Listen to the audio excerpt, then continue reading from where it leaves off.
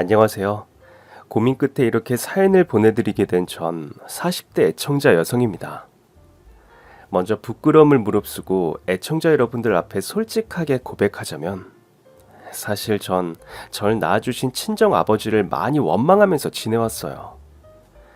친정 어머니께서 일찍이 돌아가시게 된 이유가 바로 아버지 때문이라고 생각했거든요. 어릴 적 저희 친정은 남부럴 것 없이 떵떵거리면서 사는 부잣집이었어요. 친정 아버지께서 큰 사업을 운영하는 사장님이셨던 덕분이었죠.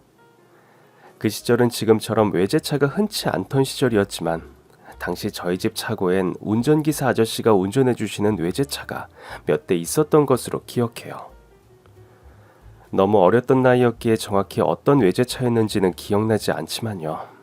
또한 전 저택의 가정교육 선생님으로부터 영어 과외와 바이올린 교습을 받기도 했었죠. 그때가 80년대 무렵이었으니 이쯤 설명드리면 저희 친정이 얼마나 부자였는지 여러분들께서도 충분히 짐작하실 수 있을 거예요. 하지만 그런 행복은 오래지 않아 산산조각으로 깨져버리고야 말았습니다. 문제는 늘 자유롭고 가정적인 분이라고만 바라보았던 제 친정아버지 때문이었습니다.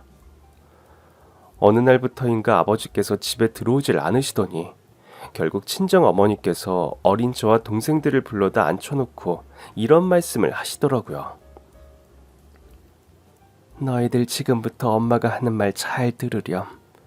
우린 이제 더 이상 아버지와 함께 살 수 없어. 아버지는 앞으로 이 집에 돌아오지 않으실 거란다. 그게 무슨 소리예요, 엄마? 여기가 아빠 집인데 아빠가 왜 집에 돌아오지 않아요? 그게 있잖니. 너희 아버지한테 다른 아줌마가 생겼어. 그래서 아버진 그 아줌마랑 행복하게 살고 싶어서 너희와 엄마의 곁을 떠난 거란다. 지금은 너희가 어려서 이해하기 어려울 테지만 조금만 자라면 자연스럽게 다 이해하게 될 테니까 일단은 그렇게만 알아두려무나. 갑자기 아버지와 함께 살 수 없단 말을 들어버린 저와 동생들은 며칠을 펑펑 울며 저희 집은 울음바다가 되었어요. 당시 어렸던 전 그때 어머님께서 하셨던 말씀을 정확하게 이해할 수 없었지만 조금 자라게 되면서 자연스럽게 이해가 되더라고요. 친정 아버지께선 바람이 나버린 탓에 상간녀와 불륜의 도피를 감행하셨고 그렇게 저희 식구들과의 가족이 연이 끊어져 버린 것이었습니다. 또한 바람난 아버지로 인한 상처는 단순히 집안의 가장의 자리가 텅 비어버렸다는 것에 그치지 않았습니다. 친정 아버지께서 상간녀와 함께 집을 떠난 지 얼마 지나지 않아서부터 어린 저와 동생들 눈에 보기에도 부잣집이었던 가세가 눈에 띄게 기울기 시작했어요. 그러더니 급기야н 온 집안에 빨간 차압딱지가 나붙는 지경까지 이르렀고 저희 식구들은 고래등 같은 대저택에서 하루아침 반지하 단칸방 살이 신세가 되어버리고야 말았죠. 그렇게 된 이유는 친정아버지라는 사람이 집안의 전 재산을 전부 상간녀에게 가져다 바쳤기 때문이라고 어머니는 말씀하셨어요. 그리고 친정어머니께서는 화병을 앓다가 그만 오래지 않아 세상을 떠나게 되고야 마셨습니다. 이런 모든 불행이 모두 친정아버지의 외도로 시작된 것이었으니 저와 제 동생들 입장에선 친정아버지를 원망하면서 살 수밖에 없는 노릇이었어요. 문제는 그 와중에도 전 첫째 자식이라는 것이었습니다. 어린 나이에 아버지가 도망치고 어머니까지 화병으로 잃어버린 동생들은 먹이를 구해오는 어미새를 바라보는 아기새들과도 같은 눈빛으로 오직 저만을 바라보았어요. 동생들이 의지할 사람이라곤 저밖에 없었으니까요. 결국 전 14살이라는 어린 나이에 학교를 그만둔 채로 이 공장 저 공장을 전전하며 어린 동생들을 먹여 살려야만 했습니다. 하루아침에 풍비박산난 몰락한 가정에서 어린 가장으로 살아가는 삶이란 참으로 고된 것이었습니다. 세상 풍파로 인해 가슴 아프고 힘든 일들이 너무나도 많았던 나머지 전 온 밤을 눈물로 지새우다가 새벽이 되면 퉁퉁 부은 눈과 제대로 잠들지 못해 고단한 몸을 이끌고 공장으로 꾸역꾸역 일을 나가야만 했어요. 그런 가정의 삶은 제 또래 친구들이 대학을 졸업하고 결혼해 가정을 꾸리게 될 무렵에 들어서도 달라지지 않았습니다. 동생들을 겨우겨우 고등학교까지는 졸업시켰지만 차마 대학을 보낼 수 있는 형편이 못 되었고, 그런 상황에서 결혼이란 언감생심, 저와는 다른 세상의 이야기처럼 느껴졌죠. 하지만 집신도 다 제 짝이 있다고 했었던가요? 결혼 따윈 꿈도 꾸지 못한 채로 그저 하루하루 기계처럼 일만 하던 저에게 진심 어린 사랑으로 다가온 남자가 있었으니 그 사람이 바로 제 남편이었습니다. 남편은 제가 오랫동안 근무해왔던 공장을 젊은 나이에 매입해서 새 공장장이 된 사람이었는데요. 이처럼 잘나고 능력 있는 남편이 저에게 먼저 다가오게 된 이유는 딱 한 가지였어요.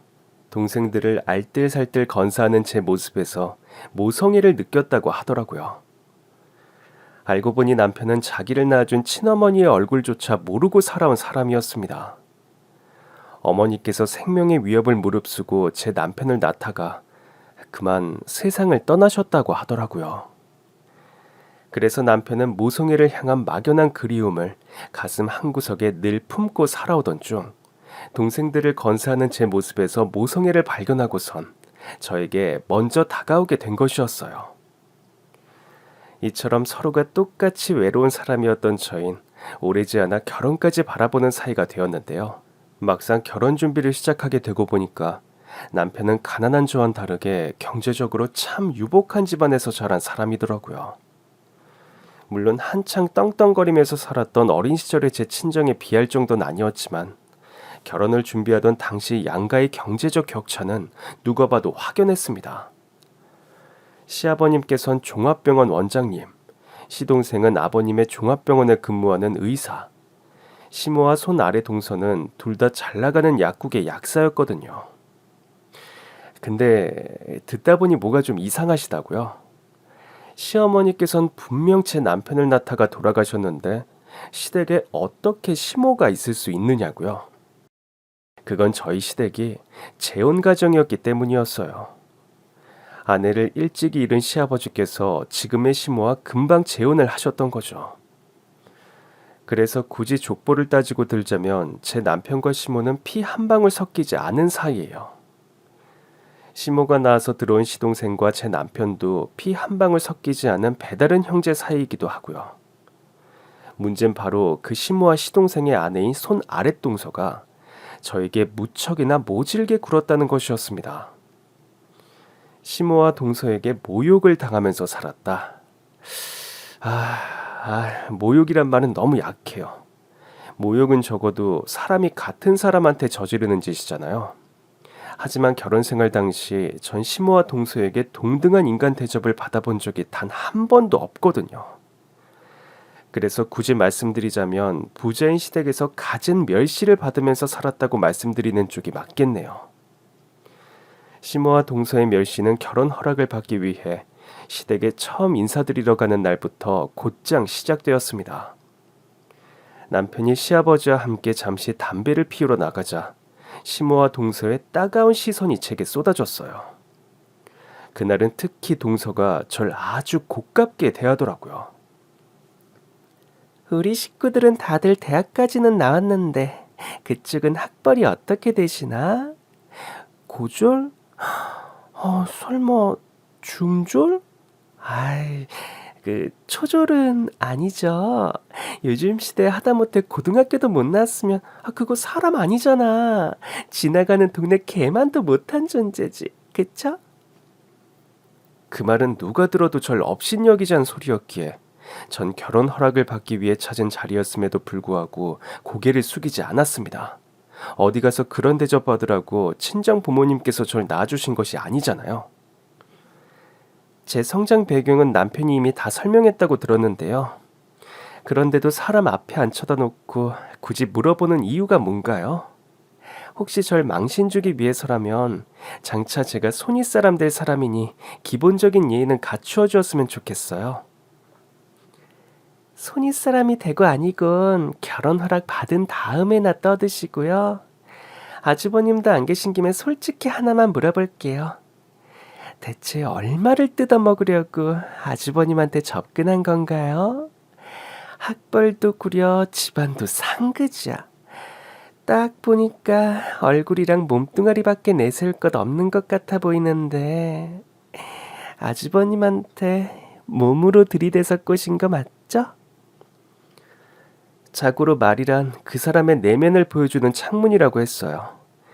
저한테 이런 식으로 대해봤자 동서 스스로의 체면만 깎아먹는 일이라는 건 알고 있죠? 어머, 방금 그 말은 혹시 지금 나 가르치려고 한 말인가? 동네 개만도 못한 초졸 주제에 누가 누굴 가르친다고? 그렇죠, 어머님. 그러자 줄곧 지켜만 보고 있던 시모가 한마디 거들었습니다. 너무 그러지 말고 귀엽게 봐주려무나. 애가 꾸질꾸질하고 불쌍하지 않니? 그렇다고 인간 같지도 않은 여자를 식구로 들일 수는 없잖아요. 밖에서 보는 저희 집안 체면이 있죠. 까딱하면 전혀 손아래 사람 될지도 모르게 생긴 제 입장도 생각해 주셔야죠, 어머님. 밖에서 보는 시선이야 집 밖에 데리고 다니지 않으면 그만일 테고, 정모하면 아주 결혼식도 안 치러주면 그만일 테고, 더욱이 첫째는 내 배 앞에서 낳은 아들도 아니잖니. 첫째가 어디 쓰레기통에 어떤 여자를 주워가다 결혼을 하든 말든 우리가 무슨 상관이라고. 아니다. 생각해보니까 상관이 있겠구나. 첫째가 자기 신세에 자기가 망치는 꼬라지 구경하는 재미가 아주 쏠쏠하겠어. 어머, 그거 정말 재밌겠네요. 좋은 구경거리가 되겠어요. 그렇지? 이처럼 인격 모독이 난무하는 와중에도 저에게 주어진 단 하나의 희망이 있었다면 그건 바로 시아버님과 남편만큼은 제 편이었다는 사실이었습니다. 덕분에 전 시모와 동서의 결혼 반대를 이겨내며 간신히 결혼식을 올릴 수 있게 되었지만 시모와 동서는 역시나 가만히 있을 사람들이 아니었어요. 절 향해 온갖 개무시를 줄줄이 쏟아내었죠. 시모와 동서에게 당한 일들이 워낙에 많아서 그 중에서도 대표적인 일화만 골라서 소개시켜드리자면요. 어느 날 시모가 남편 몰래 절 어느 제약회사로 불러내더라고요. 제가 아무런 영문도 모르는 채로 도착한 그곳은 제약회사의 동물 실험실이었어요. 정확하게 말하자면 오랜 시간 청소가 제대로 되지 않은 탓에 분뇨 냄새가 코를 찌르는 동물 사육장이었죠. 바로 그곳에서 시모가 절 기다리고 있었습니다. 그래도 사람 말은 알아듣는 모양이네. 길 안 잊어먹고 잘 찾아온 거 보니까. 냄새. 대체 여기가 어딘가요? 절 왜 불러내신 거고요? 여기? 우리 친정오빠가 연구원으로 근무하는 제약회사 동물 사육장. 청소랑 관리하는 직원이 갑자기 사직서를 낸 바람에 보다시피 여기저기 분뇨가 쌓이고 엉망이지 뭐라니. 그래서 널 불러낸 거야. 수준이 딱이다 싶어가지고선. 지금 저더러 여길 청소하라는 건가요? 동물들 분뇨 뒤집어 써가면서? 왜 새삼 고결한 척하고 그러니? 천지분간 못하고 똥오줌이나 싸제끼는 짐승들이나 배워 처먹질 못해서 교양머리라고는 눈꼽만큼도 없는 너나 다 거기서 거기 똑같은 수준이잖아. 그래서 네가 딱이라는 거야. 너 같은 천것은 결국에 짐승이나 다를 바가 없거든. 뭘 멀뚱멀뚱 서 있어. 주제 파악 끝났으면 얼른 가서 똥 치우지 않고. 그렇게 말하며 시모가 일당이랍시고 제게 쥐어준 돈이 얼마였는 줄 아세요? 딱 짜장면 한 그릇 값이었어요. 너처럼 가난한 처지면 짜장면 한 그릇에도 감지덕지 감동의 눈물 콧물 쏟아내면서 먹을 줄 알아야 한다면서 말이죠. 그때 솔직히 전 눈앞에 놓여있는 분뇨통을 시모의 머리에 뒤집어 엎어버리고 싶었지만 애써 꾹 참으며 그냥 자리를 떠버렸습니다. 정말이지 마음이야 굴뚝 같았지만 제가 그렇게 해버리면 시모 말대로 짐승처럼 추악한 사람이 되어버릴 것만 같았거든요. 그래서 참았고 청소도 하지 않은 채로 쌩하니 자리를 떠버렸을 뿐 시모에게 기죽었다거나 하진 절대로 않았어요. 또 어느 날엔 동서가 자신의 유치원생 아들을 데리고 아침 일찍 절 찾아왔더군요. 그리곤 이렇게 말했어요. 운전할 줄 알지? 당분간 우리 아들 유치원 통학 운전기사 노릇을 해줘야겠어. 우리 남편이 미국 세미나에 참석해야 해서 통학시켜줄 사람이 없거든. 대신 누가 와서 우리 아들이랑 그쪽이랑 무슨 사이냐고 물어보면 우리 식구라는 말 입도 뻥끗 하지 마. 파출부나 운전기사 뭐 그런 걸로 적당히 둘러대라고. 그쪽이랑 나랑 한 집안 식구라는 거 소문나면 쪽팔려서 얼굴 못 들고 다니니까. 동서, 지금 그게 부탁하는 사람 태도야? 그리고 명문대까지 나왔단 사람이 존댓말은 못 배웠나 봐? 엄연히 내가 손윗사람인데 어따 대고 자꾸 반말이야 반말은. 누가 누구 손윗사람이래. 결혼만 했다고 집안 식구 되는 줄 아는 모양인데 천만에. 넌 그냥 우리 시댁에 떡하니 들러붙은 병균일 뿐이라고. 명문대 졸업한 약사인 내가 한낱 병균 따위한테 존댓말을 올려붙일 순 없잖아? 안 그래? 그런 일이 반복되는 와중에도 제가 더 열불이 터져나갔던 건 말이죠. 시모와 동서는 정말로 필요해서 절 데려다가 부려먹으려고 했던 게 아니라는 사실이었어요. 사육장 청소야 제약회사 쪽에서 사람 구해가지고 하면 되니까 애초에 시모가 굳이 나설 필요도 없는 일이었고요. 동서의 유치원 통학기사 노릇 강요도 조카는 원래도 유치원 버스 타고 통학한다는 사실을 제가 버젓이 알고 있었거든요. 그런데도 시모와 동서가 왜 저한테 그런 행동을 했냐면 그들은 그저 절 괴롭히고 싶어서 일부러 핑계를 만들어냈을 따름이었어요. 심지어 시모와 동서는 저에게 시집살이는 일절시키지 않았습니다. 왜냐고요? 시집살이는 며느리한테 시키는 거잖아요. 하지만 그들에게 전 사람이 아니었어요. 그저 괴롭히면서 가지고 놀기 좋은 장난감일 뿐. 더욱이 시모의 악행은 비단 저에게만 국한된 일은 아니었습니다. 시모는 자기 배 아파 낳은 시동생과 일찍이 세상을 떠난 전처가 낳은 제 남편 사이에도 차별이 무척이나 심한 사람이었어요. 딱 잘라 말해서 좋은 거 만난 건 무조건 시동생 차지였고 제 남편은 아들 취급 한 번을 해주는 법 없는 사람이었죠. 물론 시아버지께선 늘 저와 남편의 편이 되어주려고 많은 노력을 하셨지만 시모의 자식 차별 앞에선 속수무책이었어요. 시아버지 당신의 종합병원을 물려받을 후계자는 공장장인 제 남편이 아닌 의사이자 시모가 배 아파 낳은 아들인 시동생이었으니까요. 하지만 어쩌면 그런 해괴망측한 상황들이 저희 부부의 사랑을 더 강인하게 만들었을런지도 모르는 일이었습니다. 아니, 분명 그랬어요. 시댁과의 갖은 마찰을 겪으면서 저와 남편은 동병살련으로 인해 서로가 서로를 위한 방패막이가 되어주었으니까요. 덕분에 전 시모와 동서의 갖은 악행 속에서도 불구하고 역설적으로 제 인생 최대의 행복을 누리고 있었어요. 저에겐 남편이란 이름에 포근하고 든든한 그늘이 있었으니까요. 남편을 이전까지 제 평생 단 한 번도 제대로 가져보지 못한 평온하고 안락한 심정을 충만하게 느낄 수 있었으니까요. 그런데 바로 그 해, 어느 깊은 겨울밤의 일이었습니다. 그날도 전 시모와 동서에게 개무시를 당한 탓에 무척이나 속상해하던 참이었어요. 남편은 그런 절 위해 새해 일출을 보러 가자며 차를 끌고 나섰는데요.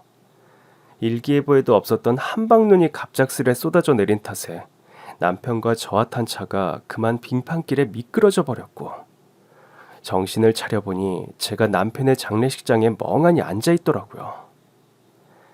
차라리 그때가 훨씬 나았어요. 적어도 사건 당시의 기억은 전혀 남아있지 않았으니까요. 하지만 남편의 영정사진을 마주하는 순간 참혹했던 사건 당시의 기억이 마치 주마등처럼 떠올라 버렸죠. 남편이 운전하던 차가 갑작스런 한방눈 빙판길에 크게 미끄러졌습니다. 이로 인해 대형 연쇄 추돌 사고가 발생했고 남편은 현장에서 세상을 떠나고야 말았어요. 남편이 어떻게든 절 살리기 위해서 충돌 직전에 운전대를 자신 쪽으로 확 꺾어버렸거든요. 덕분에 전 갈비뼈가 몇 대 부러지긴 했지만 다행히도 목숨만큼은 부지할 수 있었죠. 아니, 솔직히 말하자면 사고 이후에 전 그저 숨만 붙어 있었을 뿐 사는 게 아닐 지경이었어요. 살아 숨쉬는 모든 순간이 마치 지옥의 불구덩이 한가운데 던져진 것만 같았죠. 그 지옥의 시작은 역시나 남편의 장례식장이었습니다. 끔찍한 사고로부터 혼자 목숨을 부지한 것만으로도 죄스러운 저에게 시모가 들이닥쳤어요. 내 아들 잡아먹은 년, 니년이 어떻게 감히 상복을 입고 이 자리에 있을 수가 있어? 그렇게 외친 시모는 절 마구 두들겨 패기 시작했습니다. 가뜩이나 갈비뼈가 부러져 거동조차 힘들었던 데다가 넋마저 반쯤 나가 있던 전 그야말로 속수무책으로 얻어맞을 수밖에 없었어요. 그런 저의 귀로 시모가 내지르는 악다구니가 쿡쿡 꽂혔습니다. 너 때문이야.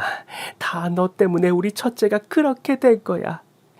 니년이 일출 보러 가자고 꼬드기지만 않았어도 첫째가 체명에 못 살고 세상 떠나게 될 일은 추호도 없었을 거란 말이다 이거사. 보다 못한 조문객들이 급히 달려와 시모를 말렸지만 시모의 구타와 악다구니는 멈출 기미를 보이지 않았어요. 첫째가 나한테 어떤 아들인데 내 배 아파서 낳진 않았고 피는 한 방울도 섞이진 않았지만 내 가슴으로 낳고 품은 귀한 첫째 아들이야. 젖 먹여서 키운 둘째보다 더 많은 사랑 쏟아가면서 키운 첫째 아들이란 말이다 이거사. 그런 아들을 잡아먹고 나니까 속이 시원하더냐? 순간 전 속에서 뜨거운 분노가 치솟는 것을 느꼈고 그 분노 그대로를 시모에게 퍼부었어요. 웃기는 말씀 좀 하지 마세요. 어머님이 제 남편이랑 저한테 언제 자식 며느리 대접 제대로 한번 해주신 적 있으세요? 맨날 시동생만 챙기시고 제 남편은 객식구 찬밥 신세만도 못하게 대접하셨잖아요. 그리고 저한테도 며느리 대접은커녕 괴롭히면서 가지고 놀 장난감 취급만 하셨고요. 그래놓고 이제 와서 뭐라고요? 사랑하는 첫째 아들. 사람이 부끄러운 줄 아셔야죠. 그런데 말을 마치는 저의 눈에 시모가 회심의 미소를 슬쩍 짓는 모습이 보였습니다. 뭔가 좀 꿍꿍이가 있는 것 같은 느낌이 확 들었어요. 아니나 다를까 시모가 조문객 모두 들으라는 투로 이렇게 떠벌리더라고요. 아이고, 동네 사람들 여기 내 이야기 좀 들어보소. 쓰레기 같은 참년한테 아들 잡아먹힌 것도 모자라서 내가 몹쓸 시어머니 대접이나 받고 앉았으니 이런 취급을 받고도 이놈의 목숨줄을 이어가야 하는지 모를 일입니다. 아이고. 그런 시모의 말에 장례식에 있던 모두의 시선이 집중되었어요. 이에 시모가 또 몰래 회심의 미소를 짓곤 거짓 하소연을 시작하더라고요. 그 하소연의 내용인즉 이랬습니다. 시모 본인은 제 남편을 끔찍하게 아꼈는데 제가 남편을 꼬드기면서 시모와의 사이를 이간질했다. 결국 남편과 시모 사이는 거의 의절 단계까지 이르게 되었고 이에 시모는 모자 사이를 그렇게 만든 악덕 며느리인 절 용서할 수 없다 하는 것이었죠. 그때까지만 해도 전 시모가 대체 왜 그런 거짓 하소연을 해대는지 영 감조차 잡을 수 없었는데요. 이어지는 시모의 한마디가 저에게 결정적인 확신을 주었어요. 난 널 며느리로 인정 못하고 우리 식구로도 인정 못한다 이년아. 그러니 우리 첫째 아들한테서 받은 옷이며 결혼 가락지며 하나도 빠짐없이 싹 되돌려주고 몸뚱아리 하나만 가지고 우리 집안에서 썩 나가라 이년. 우리 첫째 아들이 남긴 재산에 눈독 들일 생각일랑 꿈에도 꾸지 말고. 네, 그랬습니다. 시모가 장례식장에서 거짓 좋은 부모 행세를 해가며 절 악덕 며느리로 몰아세웠던 이유는 바로 돈 때문이었더라고요. 하기사 재혼인 시모 입장에선 시아버지의 상속 문제가 늘 마음의 걸림돌이었을 거예요. 시동생을 억지로 의사로 만들어가지고 시아버지 소유의 종합병원 후계자로 세워놓았을 정도로 말이에요. 그런 시모에게 전처소생인 제 남편의 사망은 둘도 없는 기회로 보였을 테죠. 전처소생인 제 남편의 사망은 시아버지 재산의 상속 1순위가 시모 본인이 된다는 것을 뜻하니까요. 또한 시모는 내친 김에 제 남편이 남긴 유산에도 눈독을 들였던 것이었어요. 법적 배우자인 저 하나만 잘 제거해내면 제 남편의 유산은 1차로 시아버님에게 주어지게 되고, 그 유산은 시아버님께서 돌아가시게 되면 먼 훗날 결국엔 시모에게 상속될 테니까요. 하지만 전 남편의 유산을 절대로 빼앗길 수 없었습니다. 절대로 돈 욕심 때문이 아니었어요. 남편을 자식 대접해주지 않았던 시모에게 유산이 돌아가는 꼴을 지켜볼 수 없기 때문이었죠. 그런데 아주 뜻밖의 복병이 나타났으니 그건 바로 시아버지였습니다. 줄곧 저와 남편의 편이 되어주려고 노력하셨던 시아버지. 그러나 남편의 장례식이 끝나자마자 돌변하셨어요. 변호사를 대동해서 절 찾아오셨거든요. 두말할 것 없다. 첫째가 너에게 남긴 재산 대부분이 공장 지분이지. 헌데 그 공장 지분에 투자금을 내어준 사람이 바로 나다. 그러니 첫째가 남긴 재산에서 내 투자금을 먼저 회수해야겠다. 왜 갑자기 이렇게까지 하시는 거세요? 아버님 이런 분 아니셨잖아요. 우리 아들이 살아있었다면 몰라도 세상을 떠나버린 마당에 너한테 그 많은 재산을 공짜로 넘겨줄 수는 없는 일이잖니. 결국 아버님께서도 사람보다 돈이 먼저인 분이셨던 거네요. 그 돈노름 때문에 아드님이 사랑했던 여자인 절 버리시겠단 거네요. 굳이 부정하진 않으마. 하지만 세상이 원래 그런 법이야. 너무 매정하게 생각하지 말거라. 그 말을 끝으로 시아버진 자리를 뜨셨고, 이후론 여러분께서 상상하고 계신 상황과 똑같은 일이 실제로 벌어지고야 말았어요. 시아버지께서 선임한 변호사의 손에 의해 남편이 남긴 유산이 거의 탈탈 털리다시피 시댁의 소나기로 넘어가 버렸고, 그나마 제게 남겨진 유산 몇 푼도 교통사고로 인한 병원비를 내고 나니까 딱 5만 원 남더라고요. 너무나도 통탄스러웠습니다. 내가 전생에 무슨 죄를 지었다고 이렇게까지 가혹하게 구는 건지 그저 천지신명이 원망스러울 따름이었어요. 하늘 아래 마음 기댈 곳 하나 없던 전 친정 동생들한테조차 제 쓰라린 속내를 털어놓을 수가 없었어요. 고등학교까지 못 가르친 탓에 다들 하루 벌어 하루 먹고 살기 급급한 처지였거든요. 그래서 도저히 속내를 털어놓고 위로받을 엄두조차 나질 않았어요. 그런데 있잖아요, 여러분. 그 와중에 제일 더럽고 치사했던 일은 말이죠. 배가 고프더라고요. 당장이라도 무지개 다리를 건너서 남편이 있는 하늘나라로 떠나고 싶은 생각이 굴뚝 같은데 그 와중에도 배가 고프더라고요. 스스로 더럽고 치사한 생각이라는 걸 뼈저리게 알면서도 목구멍이 포도청이더라고요. 이 세상에 남겨져 있는 한은 어떻게든 먹고 살아야만 했어요. 하지만 집도 절도 아무것도 남아있지 않는 저에겐 먹고 살 길은 그저 막막할 뿐이었죠. 그래서 전 그저 어떻게든 먹고 살기 위해서 제가 일할 수 있는 곳이라면 가리지 않고 찾아다녔어요. 그러다 보니 정착한 일이 백화점 주차요원이었죠. 백화점 주차요원이 다른 일보다 급여를 더 많이 쳐주었거든요. 그 돈이면 삼시세끼를 해결하고도 작은 적금을 넣을 정도는 되었어요. 끝이 없을 것 같은 절망 속에서 발견한 마지막 희망이었죠. 작은 적금을 부어서 다시 일어나 보이겠단 신락 같은 희망 말이에요. 일단 희망을 되찾고 나니 백화점 주차요원 일이 하루가 다르게 부쩍 즐거워졌습니다. 하지만 한창 주차요원 일에 재미를 붙여갈 무렵에 전 이상한 느낌을 종종 받곤 했어요. 마치 누군가가 절 지켜보고 있는 것 같단 기분이었죠. 그건 그냥 단순한 느낌은 절대 아니었어요. 썬팅이 짙게 된 외제차 벤츠 한 대가 제 주변을 자꾸만 맴돌았거든요. 또한 그 벤츠는 종종 멀리 주차를 해놓은 채로 절 지켜보고 있기도 했어요. 마치 누군가에게 감시당하는 기분이었죠.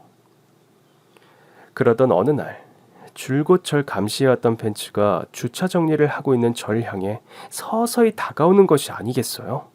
순간 겁을 집어먹은 제가 뒤돌아서 도망을 치려는 순간 벤츠 뒷좌석에서 내린 누군가가 아주 익숙한 목소리로 절 불렀습니다. 너 혹시 지수니?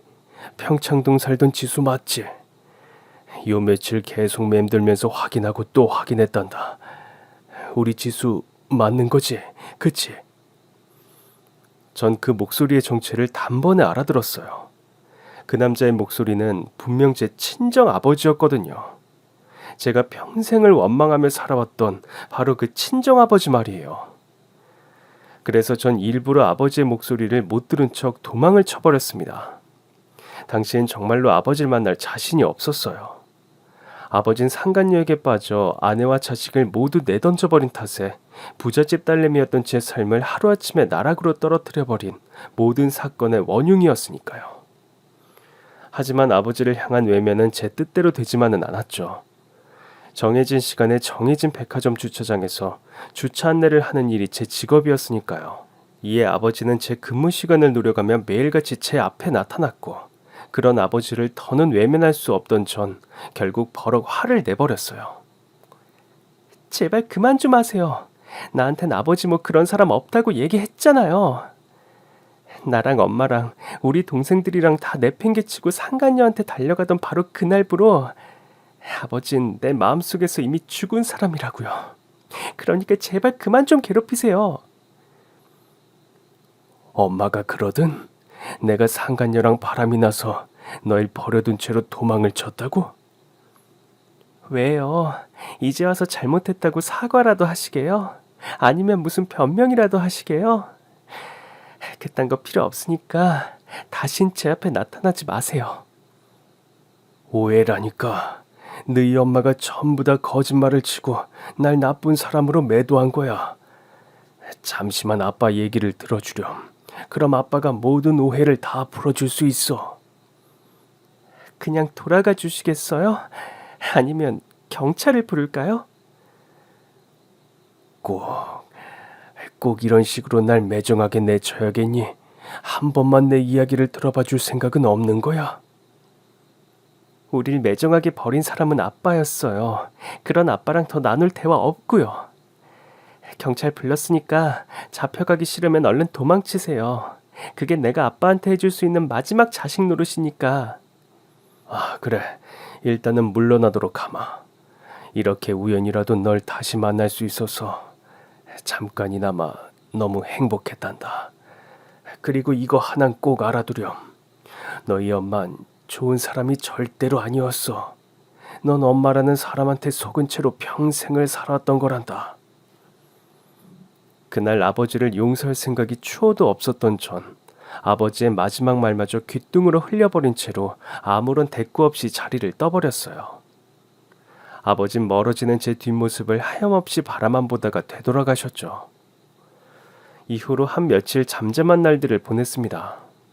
그런데 참 이상하죠.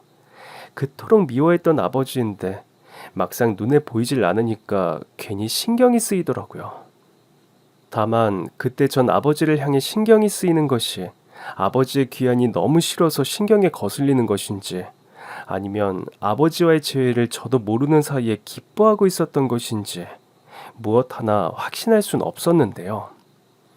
그런 싱숭생숭한 심정을 품은 채로 주차요원 근무를 서고 있던 제 앞으로 익숙한 실루엣의 벤츠 한 대가 멈춰 섰습니다. 슬쩍 보니 아버지의 벤츠와 같은 차종이더라고요. 그래서 순간 아버지인가 싶었던 전 반가운 마음에 저도 모르는 사이에 환한 미소를 지었어요. 아무래도 자식으로서 아버지를 완전히 원망할 수는 없었던 모양이었죠. 그런데 벤츠의 차창이 찍 내려가면서 모습을 드러낸 사람은 뜻밖에도 시모와 동서였어요. 두 사람은 저와 눈이 마주치기가 무섭게 깔깔깔거리며 졸음과 비아냥이 가득 섞인 웃음을 터뜨리더라고요.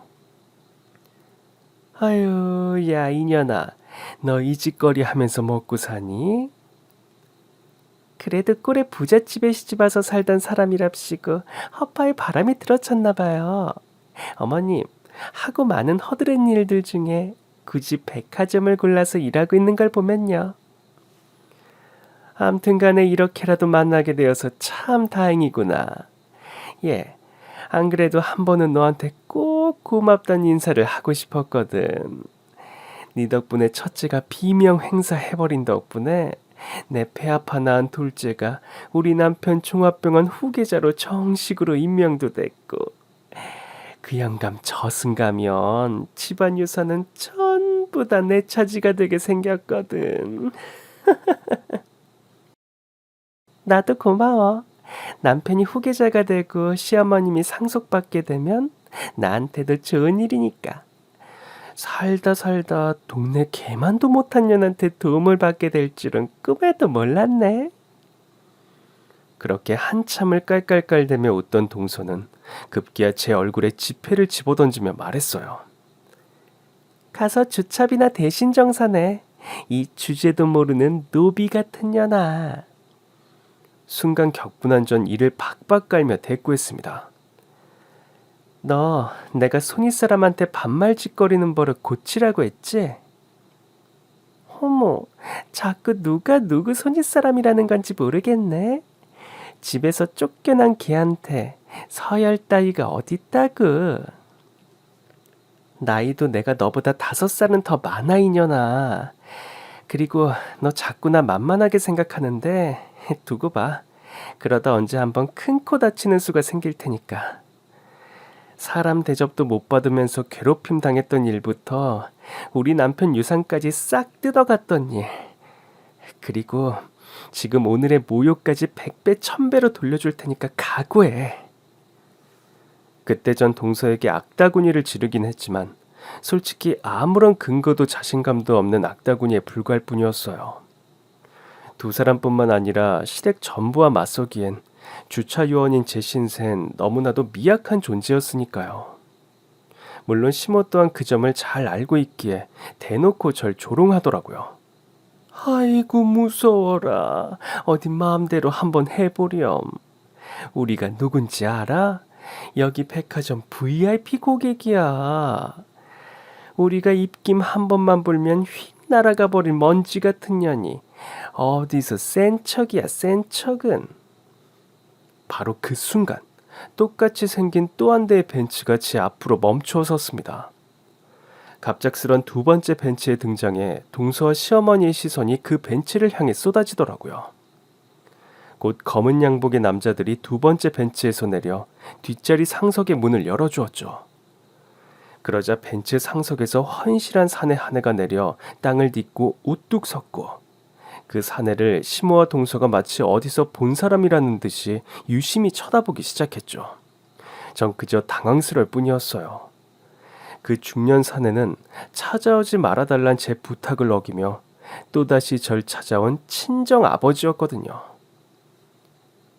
아니, 왜 또 오셨어요? 다신 제 앞에 나타나지 말라고 했잖아요.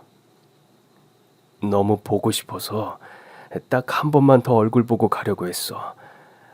그런데 와보니까 이 사달이 나 있지 뭐니. 일단 이 상황부터 정리해 놓은 다음에 마저 이야기하도록 하자꾸나. 그렇게 말한 친정 아버지께선 서리빨이 성성한 모습으로 돌변해선 시모 그리고 동서와 마주 서셨어요. 설마 하니 제 얼굴을 모른다고 발뺌하진 않으시겠죠? 글쎄요, 나 좀 많이 읽는데 기억이 잘 나지 않아서리. 남편분 병원 주주 총회 때 배웠죠.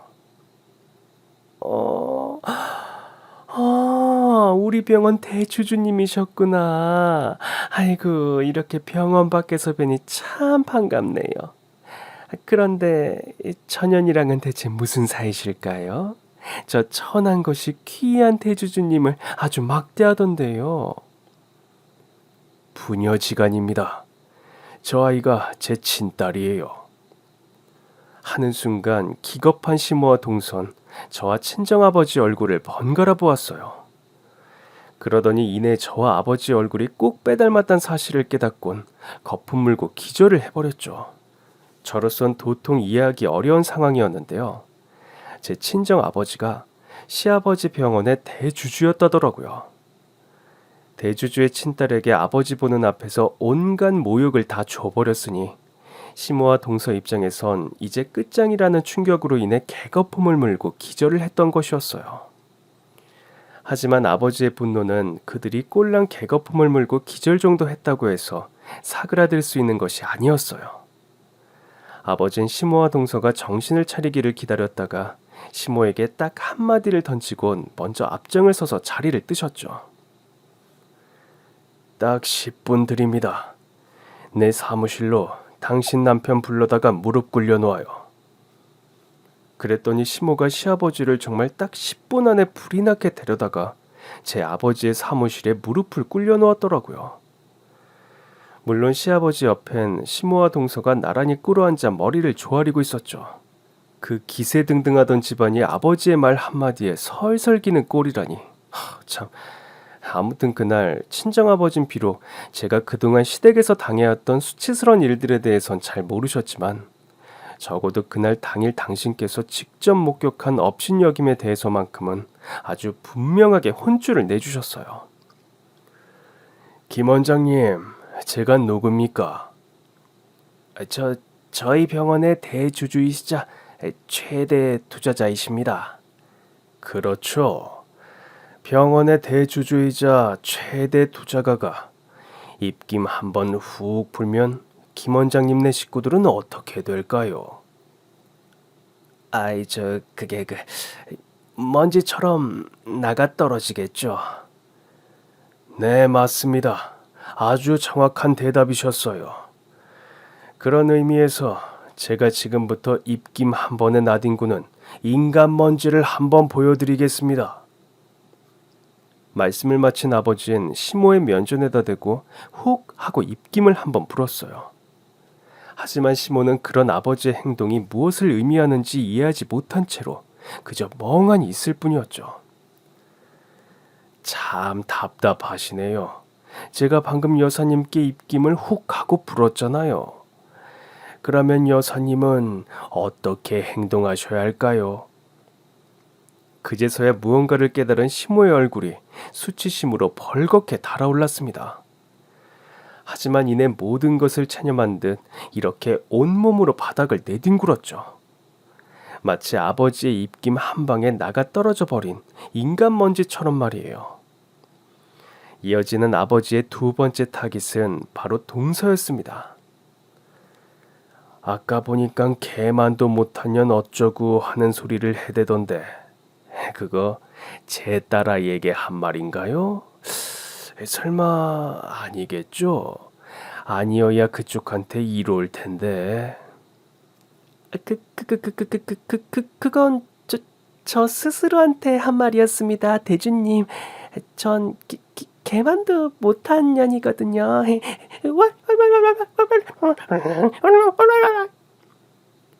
궁지에 몰린 동서가 궁여지책으로 스스로를 개만도 못하다 칭하며 개처럼 울부짖는 모습을 지켜보며 전 실수를 지었어요.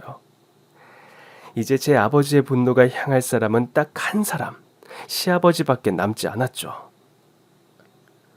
백화점 주차장에서 있었던 얘기를 듣자 하니 그쪽 집안에서 제 딸아이에게 남편의 유산을 갈취해 갔다고 하던데요. 이거 정말인가요? 죄송합니다. 당장 따님께 돌려드리겠습니다. 당연히 그러셔야 할 겁니다. 김 원장님네 병원 경영권을 확 빼앗아다가 제 딸아이한테 넘겨주는 걸 보고 싶지 않다면 말이죠. 갈취해간 유산 돌려드리는데 딱 5분 들이죠. 은행이 꽤 멀어서 죽어라 달리셔야 할 겁니다. 그런 제 아버지의 말이 끝나기가 무섭게 시아버지가 은행을 향해 필사적으로 달려나가셨어요. 마치 인간먼지처럼 바닥을 나뒹굴고 있던 신모와 개처럼 짖고 있던 동서도 눈치껏 시아버지를 쫓아서 달려나갔죠. 물론 저에게 악독하게 굴었던 시댁 인간들이 당한 참교육은 더할 나위 없는 통쾌함이었습니다. 하지만 저에겐 그 참교육을 행한 사람이 친정아버지란 사실이 마음에 걸렸어요. 그때까지만 해도 전 친정아버지를 용서할 생각이 없었기 때문이었죠. 하지만 알아, 이해한다. 수십 년간 쌓인 오해가 얼굴 몇 번 마주본다고 해서 어떻게 한꺼번에 풀어지겠니? 하지만 아빠에겐 사랑하는 우리 지수에게 꼭 전하고 싶은 진실이 하나 있어. 그 진실 이야기를 들려주고 싶어서 오늘 백화점을 다시 찾아갔었던 거란다. 말씀하세요. 돈 받은 것도 있고 하니 일단 들어는 드릴게요. 우리 집안을 망하게 만든 사람은 아버지가 아니라 엄마였어. 그렇게 아버지께선 과거 저희 집안이 풍비박산이 나버렸던 일에 대한 숨겨진 진실을 저에게 모두 고백했습니다. 결론부터 말씀드리자면 정작 바람이 나서 집안을 말아먹은 사람은 제 친어머니라는 사람이었더라고요. 내막은 이랬습니다. 저 어릴 적 친정 어머니에겐 오랜 기간 미래를 나누어온 젊은 상간남이 있었다고 해요. 친정 어머니의 미래 행각은 날이 갈수록 과감해졌고 그러다 결국 제 할머니에게 불륜 사실을 들켜버리고 말았죠. 격분한 할머니는 내 아들과 당장 갈라서라며 제 친정 어머니와 몸싸움을 벌이게 되었는데요. 그 몸싸움 실랑이 과정에서 제 어머니가 할머니를 밀쳐낸다는 것이 그만 할머니를 계단으로 밀어 현장에서 임종을 맞이하게 만들어버리셨다고 해요. 제 친정 어머니가 자신의 시어머니를 삼도천 건너 보낸 것이었죠. 하필이면 그 장면을 제 아버지께서 목격하셨어요. 아버진 사랑하는 아내를 감옥에 보낼 수 없었던 나머지 할머니가 혼자 계단에 미끄러져 돌아가신 것으로 사건을 처리해버렸어요. 그러나 이후 아버지에겐 감당할 수 없는 죄책감이 쏟아져 내렸다고 합니다. 자신을 배반하고 불륜을 저지른 아내, 심지어 노모를 숨지게 만든 죄인인 아내에게 죄값을 치르지도 못한 채로 방패막이가 되어준 꼴이었으니까요. 그런 후에는 제 아버지가 산사로 들어가게 만들었습니다. 속세의 모든 업보를 아버지 스스로 짊어진 채로 참회의 길을 걷기 위해 머리를 깎고 스님이 되어 출가를 하셨던 거죠. 문제는 어머니의 불륜 행각은 아버지를 스님으로 만들고 나서도 끝나지 않았다는 것이었어요.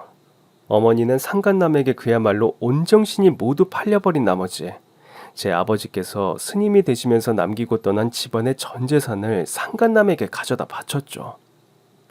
그 과정에서 제 어머니는 불륜과 욕정에 눈이 먼 사람이 아니라면 도저히 할 수 없는 선택을 하셨어요. 당시 어머니와 상간남은 제 아버지 명의로 되어 있는 재산을 빼돌리기 위해 가짜 차용증을 작성했습니다. 상간남이 제 어머니에게 허위 차용증을 작성하기 시켰어요. 물론 진짜로 돈을 빌리지 않는 일종의 유령 차용증인 셈이었죠.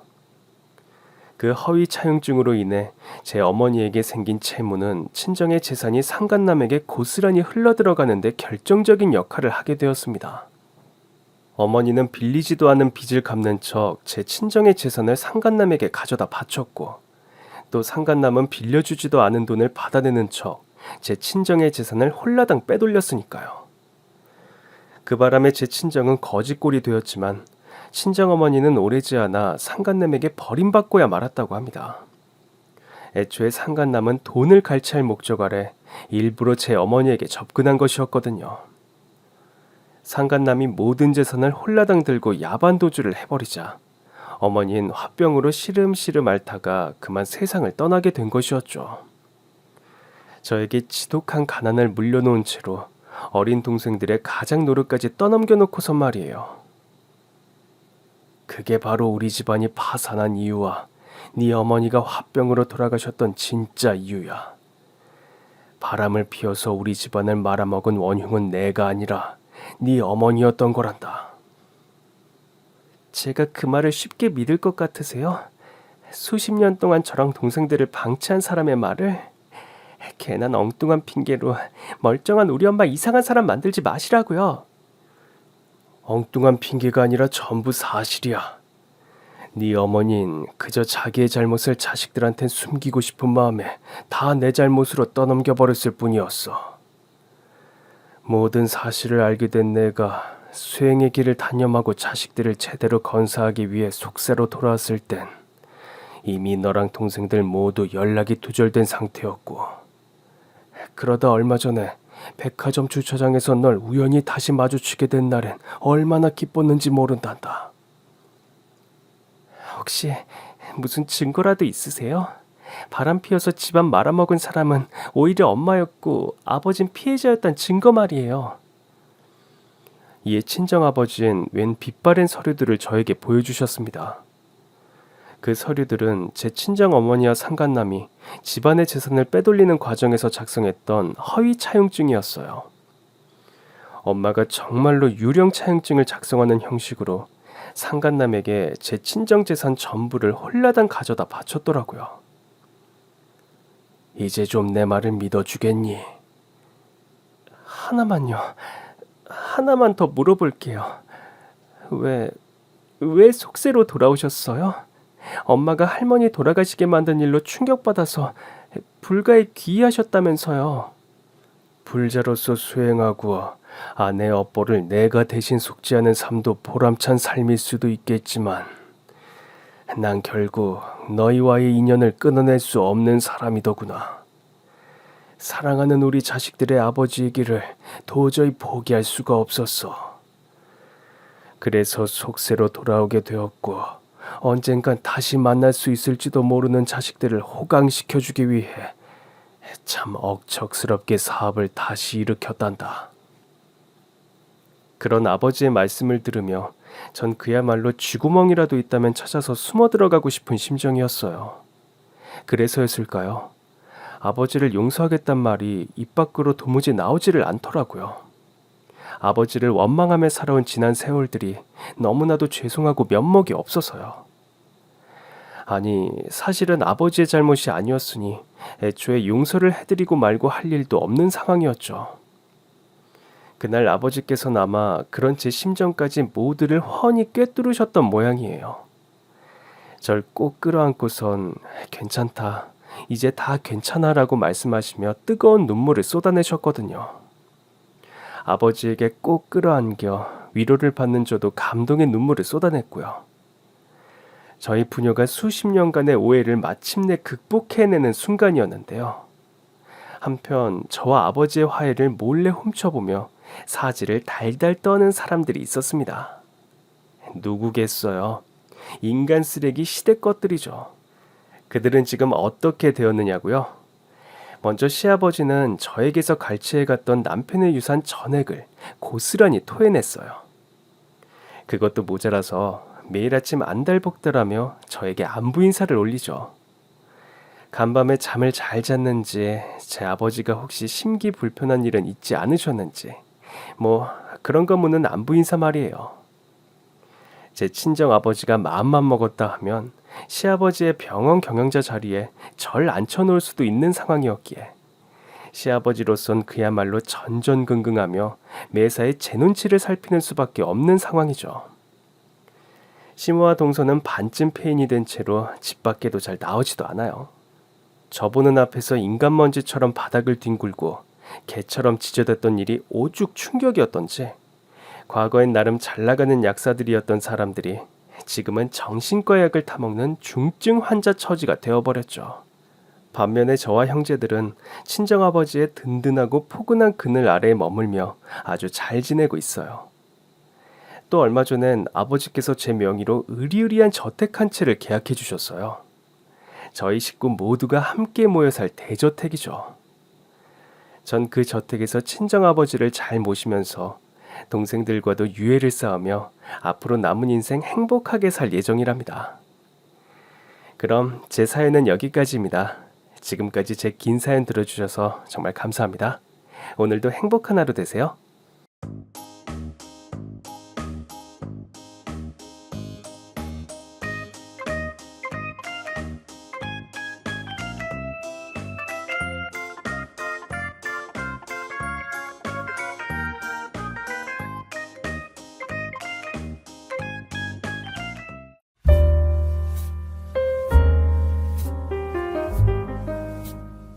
안녕하세요. 저는 딸 하나를 둔 60대 엄마입니다. 저희 친정은 워낙에 잘 사는 집이었어요. 어릴 땐 동네 안에서 유일한 기와집에 친구들은 보리밥을 먹을 때도 전 쌀밥을 먹었을 정도로 부유한 편이었죠. 결혼 전엔 친정 덕분에 고생 한번 안 하고 살았습니다. 대학에도 갈 수 있었지만 공부에 흥미가 없어 고등학교 졸업 후 회사 생활을 하다 남편을 만나게 됐습니다. 저에게 첫눈에 반했다는 남편의 열정에 넘어가 결혼을 했고 예쁜 딸아이가 태어났습니다. 아이가 태어나면서 전 자연스럽게 일을 그만둔 상태였습니다. 문제는 어느 날 갑자기 남편도 일을 관둬버렸다는 겁니다. 딸이 태어난 즈음 남편은 직장 생활이 잘 안 맞는다며 상의도 없이 사표를 내고 오더니 사업이 하고 싶다는 거예요. 직장에 다닌 지 몇 년 되지도 않았으니 퇴직금이랄 것도 몇 푼 되지 않았습니다. 그래서 겨우 퇴직금 받은 거로 사업이라도 하겠다는 거야? 그러지 말고 저 장인어른께 좀 부탁하면 어떨까? 대체 무슨 돈으로 사업을 할 거냐고 물으니 친정을 들먹이더라고요. 친정에 손 내밀 생각은 절대 하지 말라고 했지만 이미 사표까지 쓴 남편이 집안에 청승마저 앉아있는 걸 보고 있자니 두 손 놓고 있을 수도 없더라고요. 결국 전 친정에 부탁해 남편의 사업 자금을 빌렸습니다. 조금도 아니고 거금이었습니다. 친정에선 이제 막 자식까지 낳은 딸이 길바닥에 내앉을까봐 있는 돈 없는 돈까지 다 끌어다가 남편의 사업 자금에 보태주었어요. 전 남편에게 신신당부했습니다. 여보, 이 돈은 절대 날려먹으면 안 돼. 이 돈이 어떤 돈인지는 당신이 더 잘 알지? 걱정 마 여보. 내가 반드시 성공해서 장인 장모님도 호강시켜드릴게. 남편의 호기로운 다짐을 믿었습니다. 그러나 몇 년도 못 가 남편은 사업 자금을 전부 탕진했고 결국 우리 가족에게 남은 것은 빚뿐이었습니다. 남편의 화병으로 인해 술만 먹는 상황에서 저라도 돈을 벌어야 했습니다. 그래도 그때까진 괜찮았어요.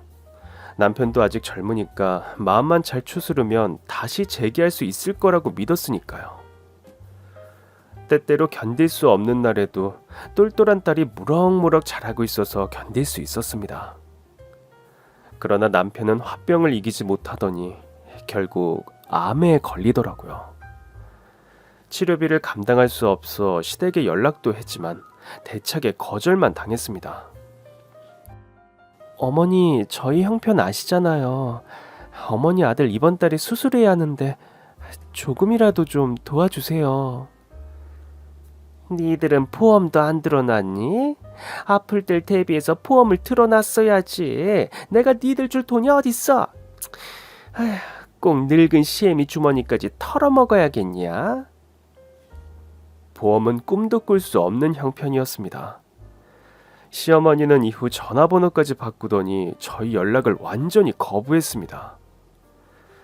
결국 남편의 빚에 병원비까지 숨이 턱턱 막혔지만 사랑스런 딸 때문에 견뎠습니다.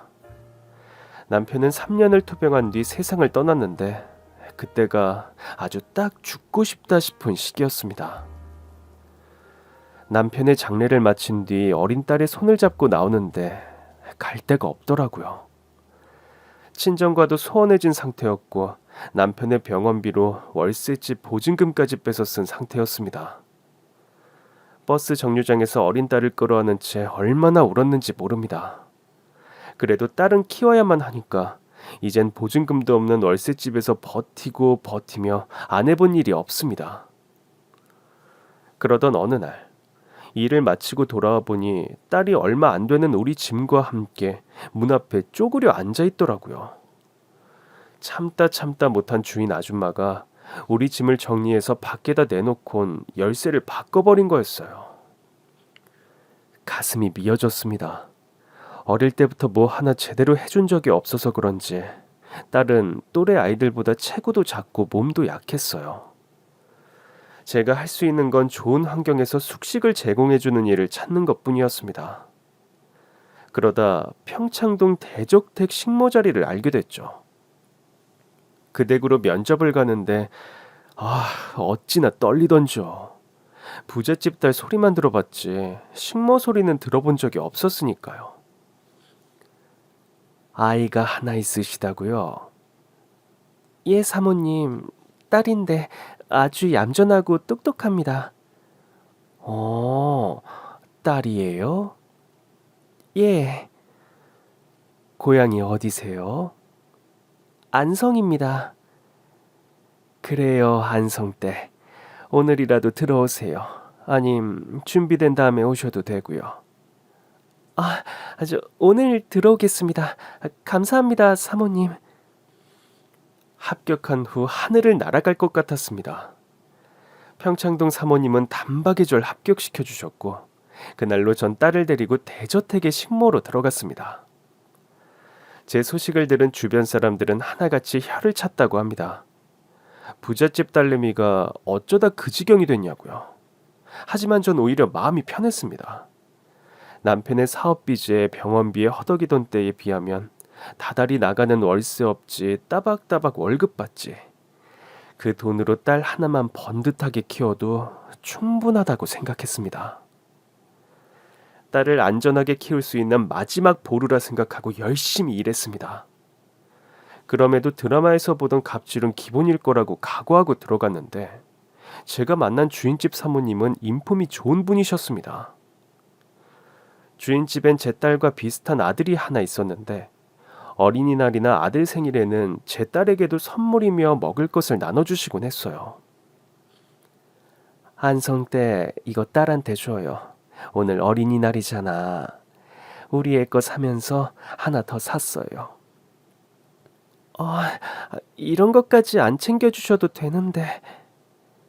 그냥 하나 더 사던 게 습관이라서. 예? 아니요. 아무것도 아닙니다.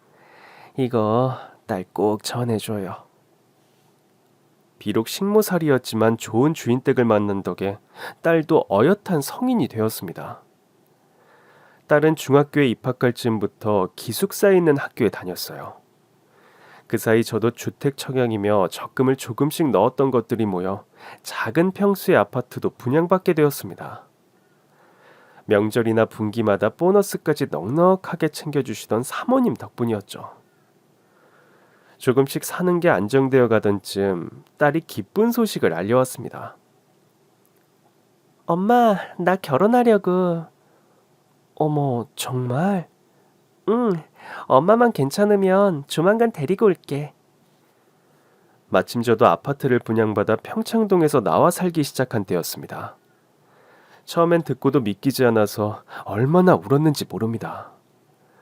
어렵게 키운 딸이 장성해서 결혼을 한다는데 기쁠 수밖에요. 어떤 사람이야? 만나보면 알아. 그래도 좋은 데가 있었을 거야. 그거야 뭐 다 좋지. 딸이 예비 신랑 얘기를 하며 얼굴을 붉히는데 꿈만 같더라고요. 우리 모녀에게도 이런 날이 오는구나 싶어 손을 맞잡은 채 밤새워 이야기를 나눴습니다. 그런데 긴장이 풀린 탓인지 그 즈음에 제가 장염을 호되게 앓았어요. 감기 몸살에 장염까지 오래 앓으면서 예비 사위와 만나기로 한 날까지 차도가 없어 고생을 했죠. 그럼 어떡하지? 엄마한테 인사시키고 바로 상견례 잡으려고 했는데. 사이가 온다는데 빈손으로 맞을 수도 없고, 그러지 말고 상견례 날짜를 그냥 잡는 건 어때? 말도 안 돼. 엄마한테 인사도 없이? 엄마는 전문직이기만 하면 돼.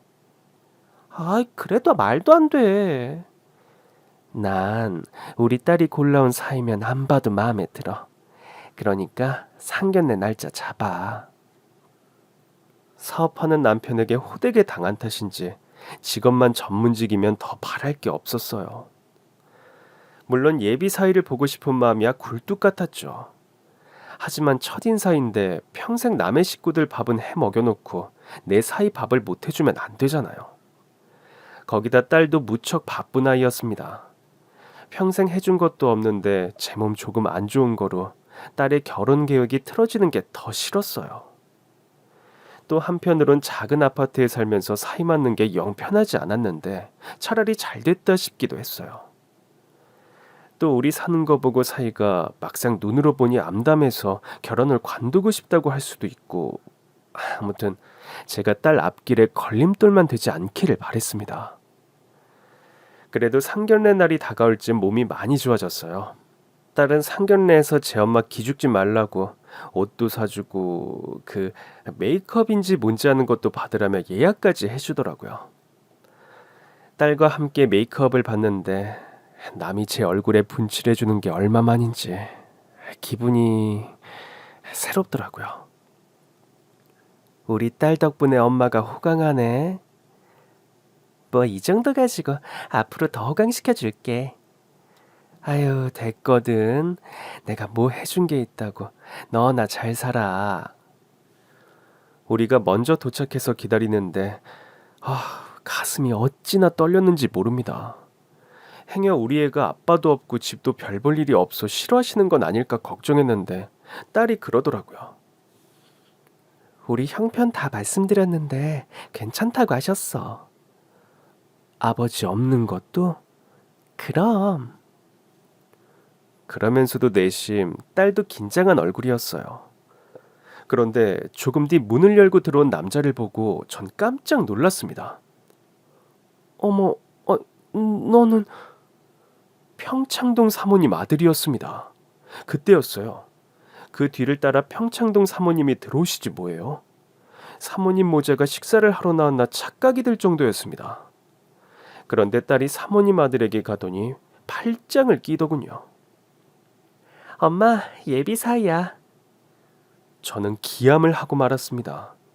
평창동 사모님 역시 어안이 벙벙해선 제 딸과 절 번갈아 보더라고요. 네가 안성댁 딸이었어? 그 꼬마애? 딸은 민망한 듯 고개를 끄덕였어요. 예, 어머니.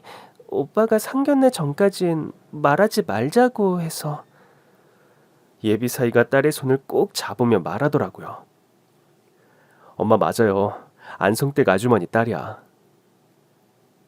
대체 이게 무슨 일이니? 아니, 처음부터 알고 있었어? 아니, 전혀 몰랐어요. 우리도 어릴 때 잠깐씩 오며 가며 본 게 다였잖아. 대학에서 첫눈에 반했는데 알고 보니 안성댁 아주머니 딸이더라고. 예비 사위는 절 향해 정중하게 인사를 했습니다. 어머니, 사위로 처음 뵙겠습니다. 사위는 무슨 사위? 사모님이 그렇게 큰 소리로 화를 내는 건 처음 봤습니다. 사모님은 기가 찬다는 듯 앞에 있던 물을 벌컥벌컥 마시더니 절 봤어요. 안성댁 정말 몰랐어요? 아유, 사모님, 제가 낯짝이 두꺼워도 정도가 있지. 이 사실을 알았으면 매일 뵙는 사모님 앞에서 어떻게 아무렇지 않게 굴었겠어요. 그러자 사모님 아들이 사이에 끼어 말리더라고요. 엄마, 장모님도 전혀 모르셨어. 너 자꾸 장모님 할래? 아직 결혼도 안 했는데 웬 장모님이야? 두 아이 모두 어쩔 줄 몰라 하더라고요. 어머니, 저희 정말 대학에서 선후배로만 알고 만났어요. 오빠가 저한테 첫눈에 반했다고 해서 사귀기 시작했는데 하루는 저희 엄마한테 인사를 하고 싶다고 그러더라고요.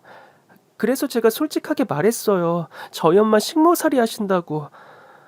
그런데 오빠가 괜찮다고 하더라고요. 자기 집에도 식모 아주머니 계시는데 자기도 그렇고 부모님도 그렇고 식모 아주머니한테 함부로 한 적도 없다고요. 다 직업이고 사정이 있는 건데 괜찮다고. 아주 그래서 데리고 갔는데 거기가 저희 집이더라고요. 전 입이 쩍 벌어지고 말았습니다. 이런 일이 일어날 거라고 누가 예상했겠어요.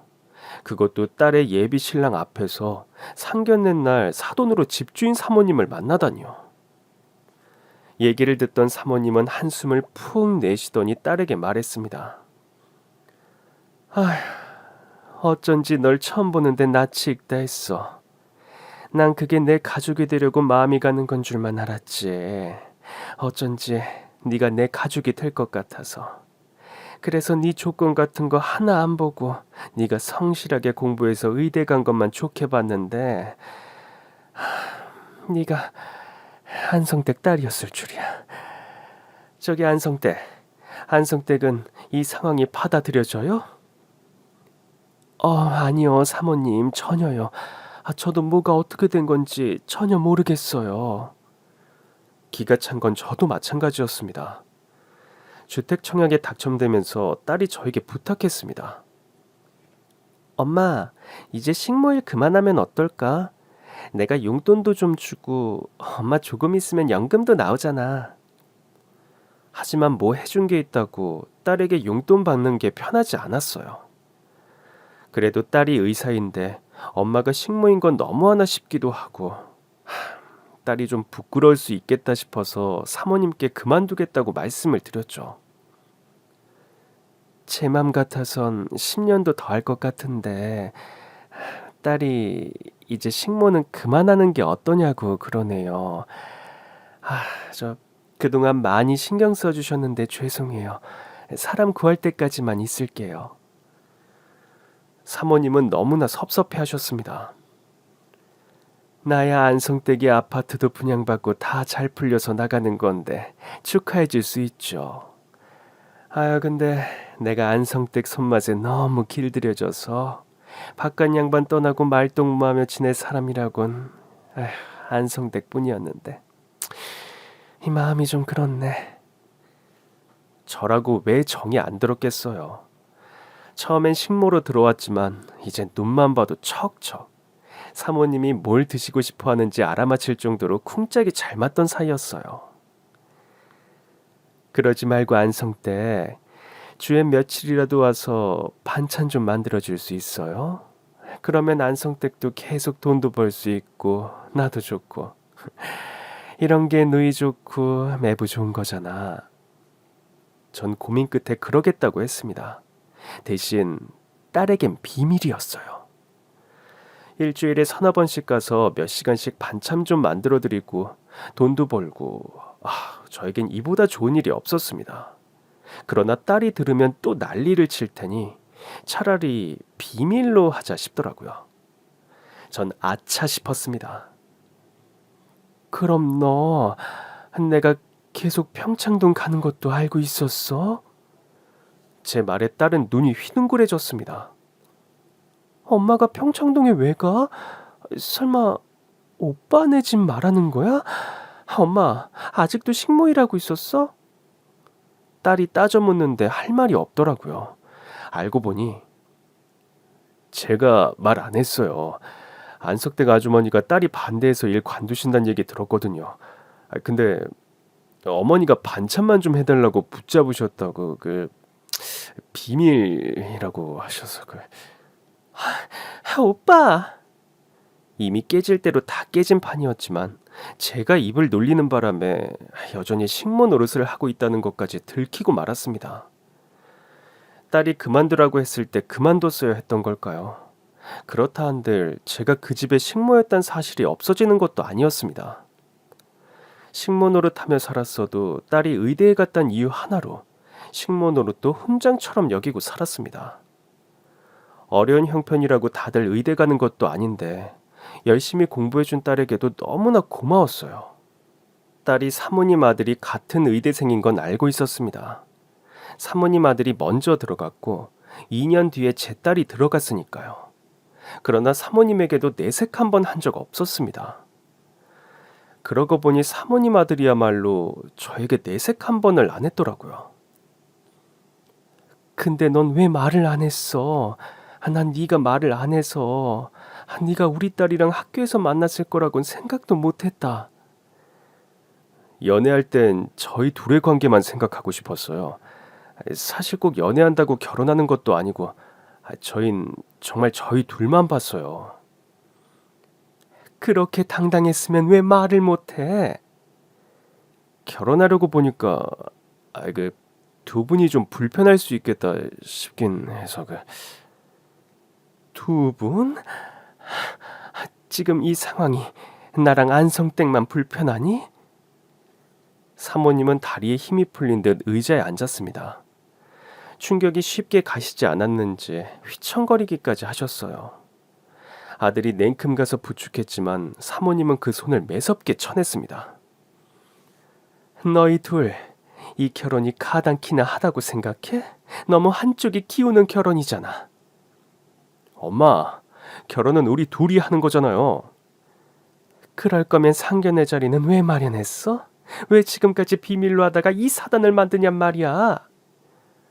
엄마, 사단이라니. 난 어쩌면 엄마랑 아주머니가 좋아할 수 있다고 생각했는데? 뭐? 사모님 아들이 눈치 없는 소리를 해댔고 딸이 말려봤지만 소용이 없었습니다. 아니, 두 분 오래 보셨잖아요. 아예 초면인 사돈보단 서로 왕래하며 살기도 좋고. 결국 제가 입을 다물게 해야 했습니다. 그만해. 어머님 속상하시건 나도 이해해. 나도 이렇게 놀라운데 어머니는 오죽하시겠어? 조용히 좀 해. 일찍이 말이나 했으면 청이라도 안 줬지. 내가 니들 결혼 준비할 생각에 얼마나 행복했는지 아니? 사모님의 말을 끝으로 한동안 정적이 흘렀습니다. 저라도 무슨 말을 보탤 수 있었겠어요. 바로 어제까지 반찬 해드리고 말동무하던 평창동 사모님이 예비 사돈이라니. 아니, 결혼은 깨진 거나 다름없었어요. 전 상심할 딸 생각에 마음이 아팠습니다. 저야 식모 맞으니까 식모 취급당해도 싸지만 제 딸은 그 어려운 환경에서도 돈을 퍼다줘도 못 간다는 의대까지 갔는데 못난 엄마 때문에 이런 대우를 받는 게 서럽더라고요. 한참을 부들부들 떨기만 하던 사모님이 애들을 설득하기 시작했어요. 난 니들을 믿었다. 이제 너희 둘 다 의사면허 따서 어엿한 의사니까. 며느리 집안이야 뭐 어떠냐 싶었어. 형편이 어렵게 자란 게 잘못도 아니고 니들 둘이 좋다니까 반대할 이유가 없다고 생각했다. 사모님은 제 딸을 보며 말했어요. 새아기 네가 엄마가 식모살이 했다고 했을 때도 난 괜찮았다. 오히려 그 형편에 딸을 의사 만들어놨으니 대단한 어머니라고 생각했지. 기억나니? 네, 기억나요. 그래도 그 식모가 우리 집에 있었을 줄이야. 죄송해요, 어머님. 어머니라고 부르지 마라. 딸은 그 말에 참았던 눈물을 뚝뚝 떨어뜨렸습니다. 억장이 무너지는 것 같았습니다. 그러나 부모를 속인 두 애들이 저라고 곱게만 보이는 건 아니었어요. 그나저나 안성 때 왜 딸이 의대 갔다고 말을 안 했어요? 내가 딸내미 대학 어디 갔느냐고 여러 번 물을 때마다 덕분에 좋은 대학 갔다고만 얘기했잖아. 미리 얘기라도 해줬으면 우리 아들이랑 같은 대학인 거 알았을 거 아니에요. 불똥은 저에게도 떨어졌습니다. 전 어쩔 줄을 모르겠는 기분이었습니다. 죄송합니다, 사모님. 제가 할 수 있는 말은 그것뿐이었어요. 무슨 말을 한 듯 사모님에게 위로가 될까 싶었어요. 집에서 부리던 사람이 사돈될 사람이라고 나왔는데 저라도 기가 찰 것 같았습니다. 그렇지만 애들 둘이 사랑에 빠진 건 누구도 못 막을 일이잖아요. 딸은 울고 그 옆에서 어쩔 줄 몰라 하는 사모님 아들도 안쓰러워 말했습니다. 사모님, 다 제 잘못이에요. 그러니까 일단 애들에게 시간을 좀 주는 게. 안성댁, 지금 잘잘못을 가리자는 게 아니잖아요. 애들이 결혼을 한다니까 문제가 되는 거예요. 예, 그렇죠. 저희 집이 너무 기울죠. 단지 기울기만 했으면 다행이게요. 이건 말이 안 되는 결혼이에요. 사모님은 두 아이를 보며 말했습니다. 이 결혼은 좀 힘들 것 같다. 새아기, 아니, 네 어머니가 다른 집에서 식모살이를 하셨으면 모를까. 내 아들한테도 식모였던 아줌마인데 장모가 되는 게 말이 되니? 니들이 앞으로 더 만나겠다고 하는 건 반대 안 하마. 하지만 결혼은 절대 안 돼. 없었던 걸로 하자. 그러나 사모님이 그럴수록 애들은 두 손을 더 꼭 잡았어요. 엄마, 그러지 말고 저희 둘만 봐주세요. 그리고 장모님이 우리 집에서 식모살이 하셨으면 어때요? 전 그 밥 먹고 자랐고 어머니도 같은 조건이면 모르는 분보다 마음 터놓고 지내시기 좋잖아요. 사모님 아들 말에 제 가슴이 다 철렁했습니다. 같은 조건이라면 내가 더 낫다니. 사모님의 화만 부추길 것 같았어요. 아니나 다를까 늘 교양 넘치던 사모님이 입에 거품을 물 기세로 다그쳤습니다. 넌 아까부터 참 속없는 소리를 잘도 하는구나. 사람 관계가 그렇게 쉽게 바뀌는 줄 알아? 너도 지금이야 네 여자친구가 좋으니까 장모님 장모님 하지만 자칫 우리 집 식모였다고 무시하는 마음이 너 그 마음이 안 나올 것 같니? 네 장모도 장모 대접 잘 받고 살려면 너보다 다른 사이가 나. 사모님은 불쑥 또 저를 보며 말했습니다. 안성댁 안 그래요? 딸내미 이제 번듯한 의사겠다. 좋은 사윗감들이 줄줄이 줄을 설 텐데 뭐하러 고개 숙이는 결혼을 해요? 마음이 착잡했습니다. 이 사단의 원인이 저니까요. 금이야 오기야 자라서 철 모르고 똑같이 철 안 든 남자를 만나 부모 돈만 다 까먹고 오갈 데가 없어 우리 애 식모딸로 키워준 게 그게 바로 저잖아요. 뒤늦게 별의별 생각이 다 들더라고요. 힘들더라도 식모살이는 하지 말았어야 했나? 눈 딱 감고 친정에 얹혀 살았어야 했나? 결국 상견례 자리는 파투났습니다. 어떻게 상견례가 되겠어요? 애초에 예비 사윗감을 먼저 만나봤어야 했단 생각이 떠나질 않더라고요. 한편으론 사모님도 참 눈썰미가 없다 싶더라고요. 어릴 땐 종종 봤던 제 딸 얼굴을 전혀 못 알아보셨다니 매일 절 보고도 몰랐다는 게 신기할 지경이었습니다. 그냥 누구 하나라도 미리 눈치를 챘어야 했는데 싶어 그렇게 드는 생각이었어요. 상견례 자리가 끝나고도 저와 딸은 쉬이 자리를 뜨지 못했습니다. 한동안 말없이 물만 마시고 딸이 힘없이 그러더라고요. 엄마, 그만 가자. 엄마가 미안해. 뭐가 미안한데? 널 식모딸로 만들었잖아. 그런 소리 안 듣게 하려고 중학교부터 기숙학교로 보낸 건데. 그렇다고 이제 와서 식모딸이 아닐게 돼? 딸이 그렇게 모질게 말한 건 그때가 처음이었습니다. 그거야 그렇지만 최근에도 평창동 가서 일했다며 그만하기로 한 거 아니었어? 그쯤 되니 정말이지 대역 죄인이라도 된 것 같은 심정이었습니다. 그래서 계속 평창동 일 관두라고 한 거야? 아예 아니라고는 못해. 하지만 단지 그 이유였겠어? 엄마 나이도 있고 나 의사라 월급 잘 받잖아. 엄마 생활비 정도는 충분히 줄 수 있으니까. 내가 어떻게 너한테 돈을 받고 살아? 언제까지 살 줄 알고. 오래 살아야지. 그동안 고생했으니까 딸통 누리고 호강해야지. 호강은 무슨. 엄마 손발 다 멀쩡해. 내 몸이 멀쩡한데 왜 딸내미가 힘들게 버는 돈을 거졌어? 그게 왜 거져야? 식모살이 하면서 의사 만든 값이지. 딸은 설움에 복받쳐 울기 시작했습니다. 그 모습을 보는데 평생 눈물은 다 말랐다 싶었던 제 눈에서도 눈물이 나대요. 아휴, 엄마가 미안해. 아휴, 진짜. 니들은 어떡하면 좋냐. 아휴. 오빠랑 난 포기 안 해. 그러니까 엄마도 걱정 마. 하지만 포기하지 않는다는 딸의 말에 전 더 걱정이 됐습니다. 포기를 안 한다고? 당연하지. 우리 둘이 사랑해서 결혼하는 건데. 사모님이 설득이 되겠어? 그놈의 사모님 소리 좀 그만할 수 없어? 언제까지 사모님이야?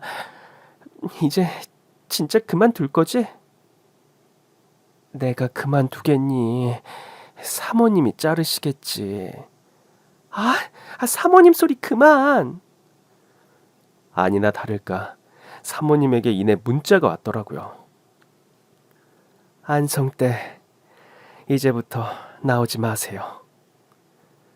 한숨밖에 안 나오더군요. 저야 안 가면 그만이지만 우리 딸은 또 평창동 사모님한테 무슨 소리를 들을까 겁나고, 누가 뭐래도 난 내 자식이 제일 귀한 거잖아요. 차라리 내가 가서 사모님 앞에 무릎을 꿇을까 싶다가도 사모님 말이 일리가 없는 것도 아니었어요. 절 식모로 알던 아이를 사이로 맞는다는 게 따지고 보면 저도 이제 의사 딸 둔 엄마 아닙니까? 내 딸 뭐 부족한 것도 아닌데 치부부터 들키고 시작하는 것 같아 마음이 별로더라고요. 그래서 딸을 설득도 해봤죠. 그러지 말고 인연이 아니다 생각하고 헤어지는 건 어때? 사모님 말 맞다나 좋은 신랑감들이야 또 있을 텐데. 엄마, 나 이 사람 아니었으면 결혼할 생각도 없었어. 엄마가 아빠 만나 고생한 거 내가 다 봤잖아. 이 사람 아니면 결혼 안 하고 의사로 먹고 살래. 뭐? 그래도 하나보단 둘이 낫지. 그러니까 엄마라도 우리 응원해줘. 눈앞이 까마득했습니다. 사모님의 반대를 이기고 어찌어찌 결혼까지 했다 쳐도 평창동 사모님과 사돈이라니, 그분 앞에서 고개도 못 들고 살 것 같더라고요. 그분 덕에 갈데 없는 몸으로 돈 벌어 아파트까지 분양받은 제가 어떻게 그분과 동등한 입장이 되겠어요. 우리 입장은 생각도 못하는 딸과 사모님 아들 모두 철딱서니가 없다 싶었지만, 둘이 사랑한다는데 남의 입장이 뭐가 중요하겠어요. 그날 집에 돌아가 밤새 고민했습니다. 평창동 일도 잘렸겠다. 그래도 용돈은 제가 벌어야 하니 다른 집 일을 구할 생각이었어요. 그런데 제가 나이가 많다 보니 일이 잘 안 구해지더라고요. 겨우 구한 곳이 지방에 있는 집이라 어쩔 수 없이 또 다른 집에서 식모살이를 하게 됐습니다. 분양받은 집은 전세를 주고 일부러 지방으로 갔어요. 식모일이 저에겐 익숙한 일이기도 하고 이참에 딸에게서 더 멀어져 줘야겠다 싶어서 택한 일이었습니다. 그런데 얼마 안가 딸이 울면서 전화를 했더라고요. 엄마, 우리 결혼 안 하기로 했어. 그러니까 엄마도 서울로 돌아와. 그러나 저는 이악 물고 버티기로 했습니다. 서울로 돌아가 봐야 제가 할 수 있는 일이라곤 식모일 뿐이었습니다. 행여나 서울에 있는 또 다른 집에서 일하다가 딸이 그 아들이랑 결혼하겠다고 하면 어떡해요. 평창동 사모님 일을 겪은 뒤 전 노이로즈에 걸린 사람처럼 딸의 앞길에 방해되는 일은 시작은 안 하기로 했어요. 지방에서야 제가 식모살이를 했든 뭘 했든 서울에서 어떻게 알겠어요. 그렇게 몇 달이 흐른 어느 날이었습니다. 새로 들어간 집의 일은 평창동 대저택에 비하면 작은 집이었는데도 일은 비교할 수 없게 고됐습니다. 제가 평창동에서 얼마나 호강을 하고 지냈는지를 깨달을 만큼 주인 사모는 인심이 팍팍하고 잔소리가 심했습니다. 심지어 저보다 몇 살 어린 눈치였는데도 꼬박꼬박 식모 취급을 하더라고요. 때때로 이 나이 먹고 뭐하는 짓인가 싶어 다시 서울로 가고 싶다가도 이미 분양받은 집은 전세로 줬으니 갈 데도 없더라고요. 전세 계약 끝날 때라도 버틸 생각으로 식모일을 하던 어느 날 누군가 밖에서 시끄럽게 문을 두드리더라고요. 안성대, 좀 나가봐요. 새 집의 사모는 사소한 것 하나도 절 부려먹지 못해 안달이었습니다. 전 거실에서 TV만 보고 있으면서 부엌에서 한참 식사를 준비하고 있는 저더러 나와 누군지 확인하라더군요. 인터폰으로 확인을 하러 가는 내내 밖에선 문을 두드려댔습니다. 이상한 사람이 온 건가 싶어 인터폰을 보는데 글쎄 평창동 사모님이 계신 거예요. 전 너무 놀라서 그댁 사모님에게 물었습니다. 혹시 평창동 사모님 아세요? 에? 그게 누군데요? 사모는 귀찮다는 듯 인터폰을 확인하더니 말했습니다. 누굴 찾아온 거지? 딱 보니까 좀 사는 여자 같긴 한데. 믿기지 않았지만 평창동 사모님은 절 찾아온 것 같았습니다. 저 잠깐만 좀 나갔다 와도 될까요? 파파다 말고 어딜 간단 거예요? 어? 아, 누군데요? 설마 안성댁 손님이에요? 아, 왜 남의 집에 손님까지 부르고 난리야? 아, 그게 아니라 잠깐 들어와서 할 말 있으면 하고 가라고 해요. 결국 전 문을 열어주었습니다. 그런데 사모님이 절 보자마자 눈물을 펑펑 쏟으며 제 앞에 무릎을 꿇지 뭐예요. 전 너무 놀랐습니다.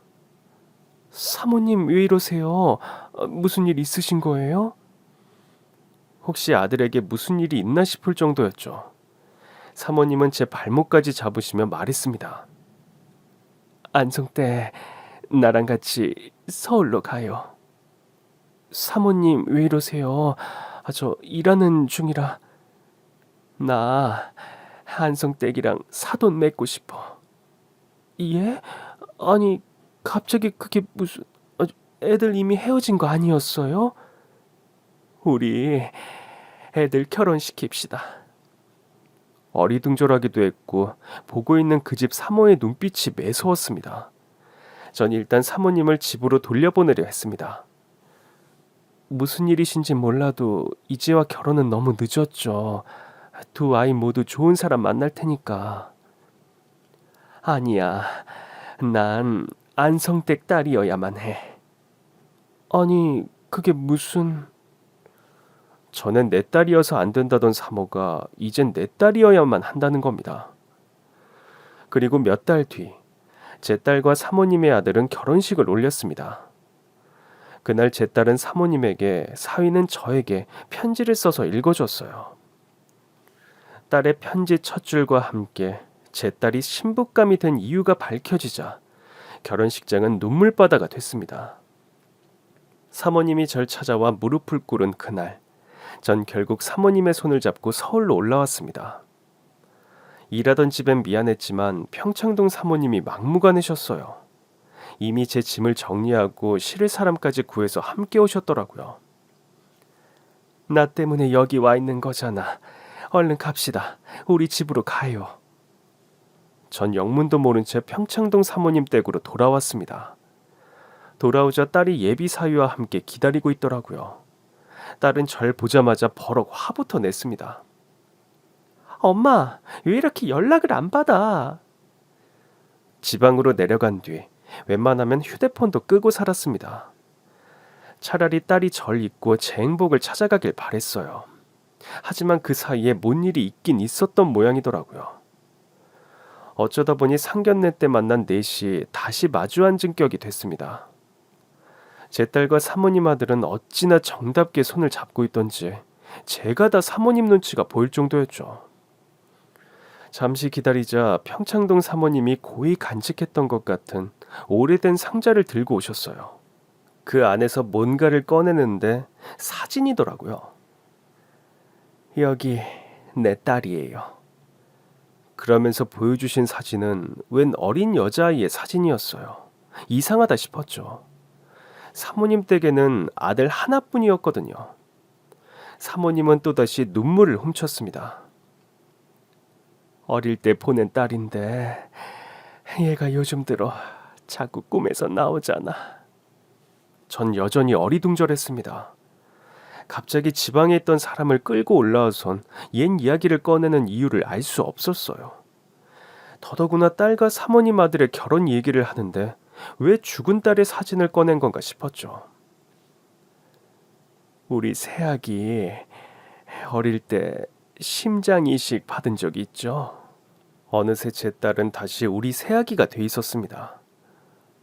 그걸 어떻게... 예, 있죠. 그 끔찍했던 시절을 어떻게 잊겠어요. 남편이 암으로 세상을 떠난 뒤 얼마 안 돼서 딸의 생명이 위독하다는 걸 알게 됐어요. 사실 제 딸은 태어날 때부터 심장이 약했어요. 심장 이상이 있는 아이였는데 당장 이식을 받을 정도는 아니라고 해서 지나갔던 일이었습니다. 키우면서 아이 심장에 더 신경을 썼어야 했는데 먹고 살기도 빠듯한 형편이었다 보니 애가 심장 이식을 받아야 할 지경에 이르러서야 알게 된 것이었죠. 하늘이 무너지는 기분이었습니다. 남편이 사업을 말아먹었을 때도, 암에 걸려 세상을 떠났을 때도 이보다 더 절망적일 순 없었습니다. 애를 키우는 게 버거운 형편이었지만 그래도 애가 있어 견뎠던 저였습니다. 아이가 죽을 위기에 오니까 정신이 번쩍 들더라고요. 심장 이식도 순서가 있다는데 제 딸에겐 좀처럼 순서가 오지 않았어요. 이봐요, 의사 선생님. 지금 내가 가진 거 없다고 우리 애 이식도 안 해주는 거 맞죠? 누가 돈 주고 먼저 이식하는 거 맞잖아요. 그럴 일은 없습니다. 이식은 정해진 순서에 따라 진행됩니다. 지금 따님에게 맞는 심장이 없어서 기다리는 중입니다. 순서가 되면 당연히 이식해드릴 수 있는 거고요. 그러다 애가 죽으면요? 죽으면 어쩔 건데요? 이식을 받지 못해 사망하는 환자도 있습니다. 보호자분 따님만 예외라고 말씀드릴 수 없어요. 무식하니까 의사한테 가서 그렇게 따진 적도 있어요. 내가 가진 게 없어서 내 딸 순서가 자꾸 밀리는 거 아니냐고. 그 와중에도 일은 해야 하지, 딸 병원에 와야 하지. 하루가 24시간이어도 모자란 나날이었습니다. 정신은 온통 딸에게 가 있는데 병원에 가선 또 발등에 불이 떨어진 사람 마냥 기다리고 기다렸습니다. 그래도 심장 이식 순서는 오질 않더라고요. 나중엔 의사도 마음의 준비를 하라고 할 정도였죠. 아이 상태가 좋지 않네요. 어서 이식을 받아야 할 텐데. 전 의사의 바짓가랑이를 붙잡고 울부짖었습니다. 선생님, 우리 아이 좀 살려주세요. 제 심장 제가 떼줄게요. 그러니까 우리 애만큼은 제발 살려주세요. 그러나 때를 쓴다고 해결이 될 일이 아니었습니다. 피가 마르는 나날이 지나고 또 지났습니다. 아이는 기특하게도 계속 버텨주고 있었어요. 그렇게 희망이 다 사라졌다고 생각하던 어느 날, 담당 의사 선생님이 복도에 주저앉아 있던 저에게 달려오셨습니다. 보호자분, 아이 심장 이식 지금 받을 수 있을 것 같아요. 조금 전 딸과 비슷한 나이의 아이가 교통사고로 죽었다는 소식이었어요.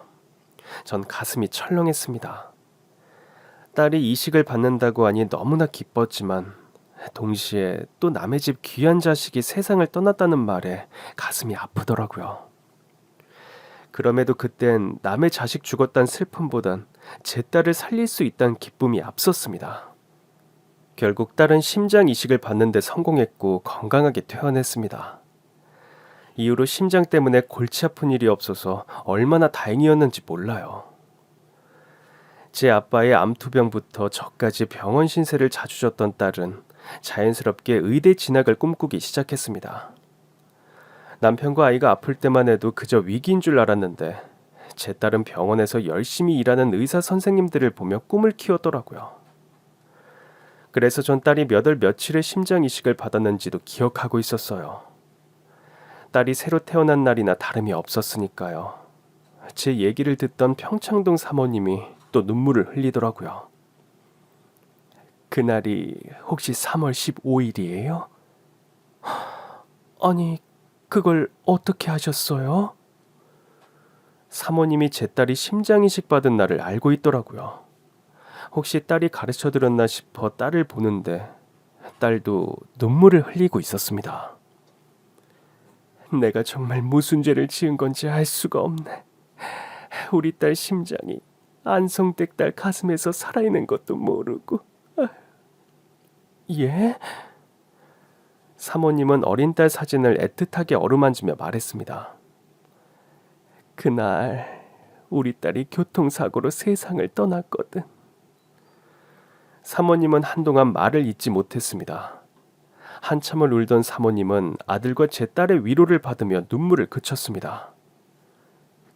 그날 애가 사거리에서 버스에 치였다는 얘기를 듣는데 세상이 다 까매지더라고요. 보모가 아이를 데리고 집으로 오던 길이었는데 아차 하는 순간에 애가 차도로 뛰어든 거야. 손써볼 틈도 없이 애는 그 자리에서 즉사하고 시신이 된 애를 보는데 지금도 그 생각을 하면 온몸이 떨려. 사모님은 실제로도 손을 덜덜 떨고 있었습니다. 그렇게 아이 죽고 영안실 앞에 멍하니 있는데 간호사가 와선 그러는 거예요. 정말 죄송한데 사망한 아이의 심장을 기증해 주실 수 있느냐고. 가슴이 턱 막히더라고. 그땐 냅다 소리 질렀어요. 지금 그게 자식 보낸 부모한테 할 소리냐고. 꼴도 보기 싫다고 저리 가라고 하는데도 그 간호사가 절박하게 그러는 거야. 비록 내 딸은 손써볼 수 없이 세상을 떠났지만 내 딸의 심장으로 다른 아이 한 명은 살 수도 있다고. 처음 30분은 곧 죽어도 싫다고만 했어요. 근데 저 멀리서 그 간호사가 발을 동동 구르며 기다리고 있는 걸 보는데 부럽더라고. 예? 부러웠다고요? 부러웠어요. 심장 이식을 기다리는 부모가 너무 부럽더라고. 내가 그 입장이었으면 어땠을까? 그런데 그 생각을 하다 보니까 내가 그 입장이면 지금 피가 마를 것 같은 거야. 사모님의 말대로였습니다. 그 시간 전 피가 마르는 심정으로 심장 이식을 기다리고 있었어요. 결국 내가 가서 말했지. 심장 이식 해주겠다고. 이미 세상을 떠난 내 아이 좋은 데 가라고. 네 남은 생명이라도 나눠주고 가라. 그런 심정이었는데 사모님은 그 말을 하면서 가슴께에 옷을 부여잡고 있었습니다. 저라도 왜 모르겠어요. 자식 생각에 가슴이 옥죄는 그 심정을. 저도 모르게 사모님의 손을 꼭 잡았습니다. 사모님도 그 손 위에 손을 포개더니 엉엉 우시더라고요. 내가 걔를 잊고 지냈어요. 생각하고 살면 살 수가 없었어. 하지만 한편으론 궁금했습니다.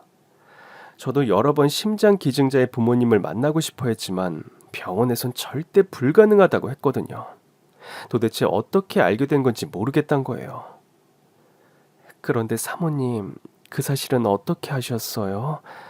아무리 기증 날짜랑 수술 날짜가 같아도 병원에선 지역이고 병원이고 알려주는 게 아무것도 없잖아요. 사모님은 멍한 얼굴로 먼 곳을 바라봤습니다. 요즘 들어 딸이 자꾸 꿈에 나타나더라고. 사모님의 말이 요즘 부쩍 딸이 꿈에서 나타나더니 어느 날부턴가 딸이 자꾸만 제 딸의 가슴에 손을 얹더라는 겁니다. 예? 정말요? 정말이라니까. 나도 꿈이 하도 이상해서 안성댁한테 전화했다가 하도 전화를 안 받길래 새아기한테 전화를 했던 건데 우리 딸이 세상 떠난 날짜랑 새아기가 심장 기증 받은 날짜가 똑같더라고요. 그거 참 신기한 일이네요. 그러니까요. 내가 저가 심장 주고 이어준 인연을 못 알아보니까 꿈에 나타나 알려준 것만 같아. 그지야 우리 딸 어릴 때 사모님이 알게 모르게 선물도 사다 주고 또 딸내미 학비하라며 상여금도 두둑이 챙겨준 이유를 알겠더라고요. 딸을 일찍 잃은 줄은 그때 처음 알았습니다. 물론 그 딸의 심장에 제 딸의 심장이 됐을 줄은 꿈에도 몰랐지만요. 사모님은 제 딸의 손을 꼭 잡으며 말했습니다. 실은 널 처음 봤을 때부터 자꾸만 마음이 갔었는데 내가 전에도 말했잖니. 처음부터 내 식구가 될 것 같았다고. 내가 순리를 거슬러서 너랑 어머니만 고생을 시켰구나. 어머니 그런 말씀 마세요. 어머니 놀라신 거 저희 엄마 놀란 거 다 알아요. 저희가 미리 말씀을 드렸어야 했는데 정말 죄송해요. 아이들 둘은 신이 나서 데이트를 나간 뒤 전 유독 야윈 사모님과 마주 앉았습니다. 사모님이 야인 게 마음에 걸려 부엌에 가보니 음식이 영 맛이 없더라고요. 전 평소 사모님이 좋아하는 음식을 뚝딱 만들어냈고 사모님은 기함을 했습니다. 이제 이런 일 하지 말아요. 사돈들 사이에 이러면 안 돼. 우리 아들 알면 또 새아기 알면 섭섭해해. 사돈 사이면 더 잘 먹으라고 챙겨야죠. 이깟 음식이 뭐 어렵다고. 일단 좀 드세요. 사모님 얼굴이 많이 야위었어요. 제가 만든 음식을 먹으니 사모님 얼굴도 환하게 피더라고요. 안성 때, 아니, 사돈, 그러지 말고 우리 집에서 같이 사는 건 어때요? 나도 남편 보내고 안성 때, 아니, 사돈까지 없으니까 적적하고 입맛도 없고 그래요. 음식 해달라는 거 아니야. 일해주는 아주머니는 있으니까 요린 가르쳐줘도 되고. 아유, 무슨 말씀을. 제가 어떻게 그래요. 그러지 말고 오랜 정으로 나 좀 봐줘요. 내가 잘못했어. 딸 꿈이 아니었어도 결국 연락했을 거야. 그냥 애들 결혼시키자고. 우리 아들이 새아기랑 헤어지고 다 죽어가고 있었거든. 그렇게 아이들의 결혼식 날이 왔습니다. 양쪽 다 모친만 있는 혼사라 저랑 사돈은 애들 입장 전에 손을 잡고 나란히 입장했습니다. 그리고 한쪽에 나란히 마련된 혼주석에도 손을 잡고 앉았습니다. 하객들은 그 모습이 신선하다며 재밌어 하더라고요. 결혼식 날 아이들이 저와 사돈에게 편지를 썼더라고요. 사위는 저에게, 딸은 사돈에게요. 심장으로 이어진 나의 두 번째 어머니께. 딸의 첫 문장이 시작되자마자 사돈은 눈물을 터뜨렸습니다. 어머니, 제가 어머니를 처음 본 건 아주 어릴 때 어머니 댁에 식모살이로 들어간 엄마의 손을 잡고서였습니다. 갈 곳이 없어 들어간 집인 줄 알았는데 돌이켜보니 그때 전 어머님 딸이 심장을 품은 채 다시 어머니의 집으로 돌아간 것이었습니다. 결혼식장 여기저기서 흐느끼는 소리가 들리기 시작했습니다. 심장으로 이어진 나의 두 번째 어머니. 제가 그 딸의 목까지 열심히 어머니 곁에서 살겠습니다. 여전히 뛰고 있는 이 심장으로 어머니의 딸로 살아가겠습니다. 여기저기에서 박수 소리가 터져 나왔습니다. 사돈은 달려가 제 딸을 꼭 안아주었어요. 참 희한한 인연이죠. 살기 위해 들어간 식모살이인 줄만 알았는데 이렇게 깊은 인연으로 이어져 있었다니. 전 지금 평창동에서 사돈과 함께 살고 있습니다. 딸 내외도 인근에 집을 얻어 살면서 의사로 바쁘게 살고 있어요. 곧 손주가 태어날 예정인데 딸은 평창동에서 몸을 풀 예정입니다. 사모와 식모로 만났지만 귀한 인연이 돼요. 그렇게 오늘도 서로를 의지하며 살아가고 있습니다. 그럼 지금까지 제 긴 사연 들어주셔서 정말 감사합니다. 오늘도 행복한 하루 되세요.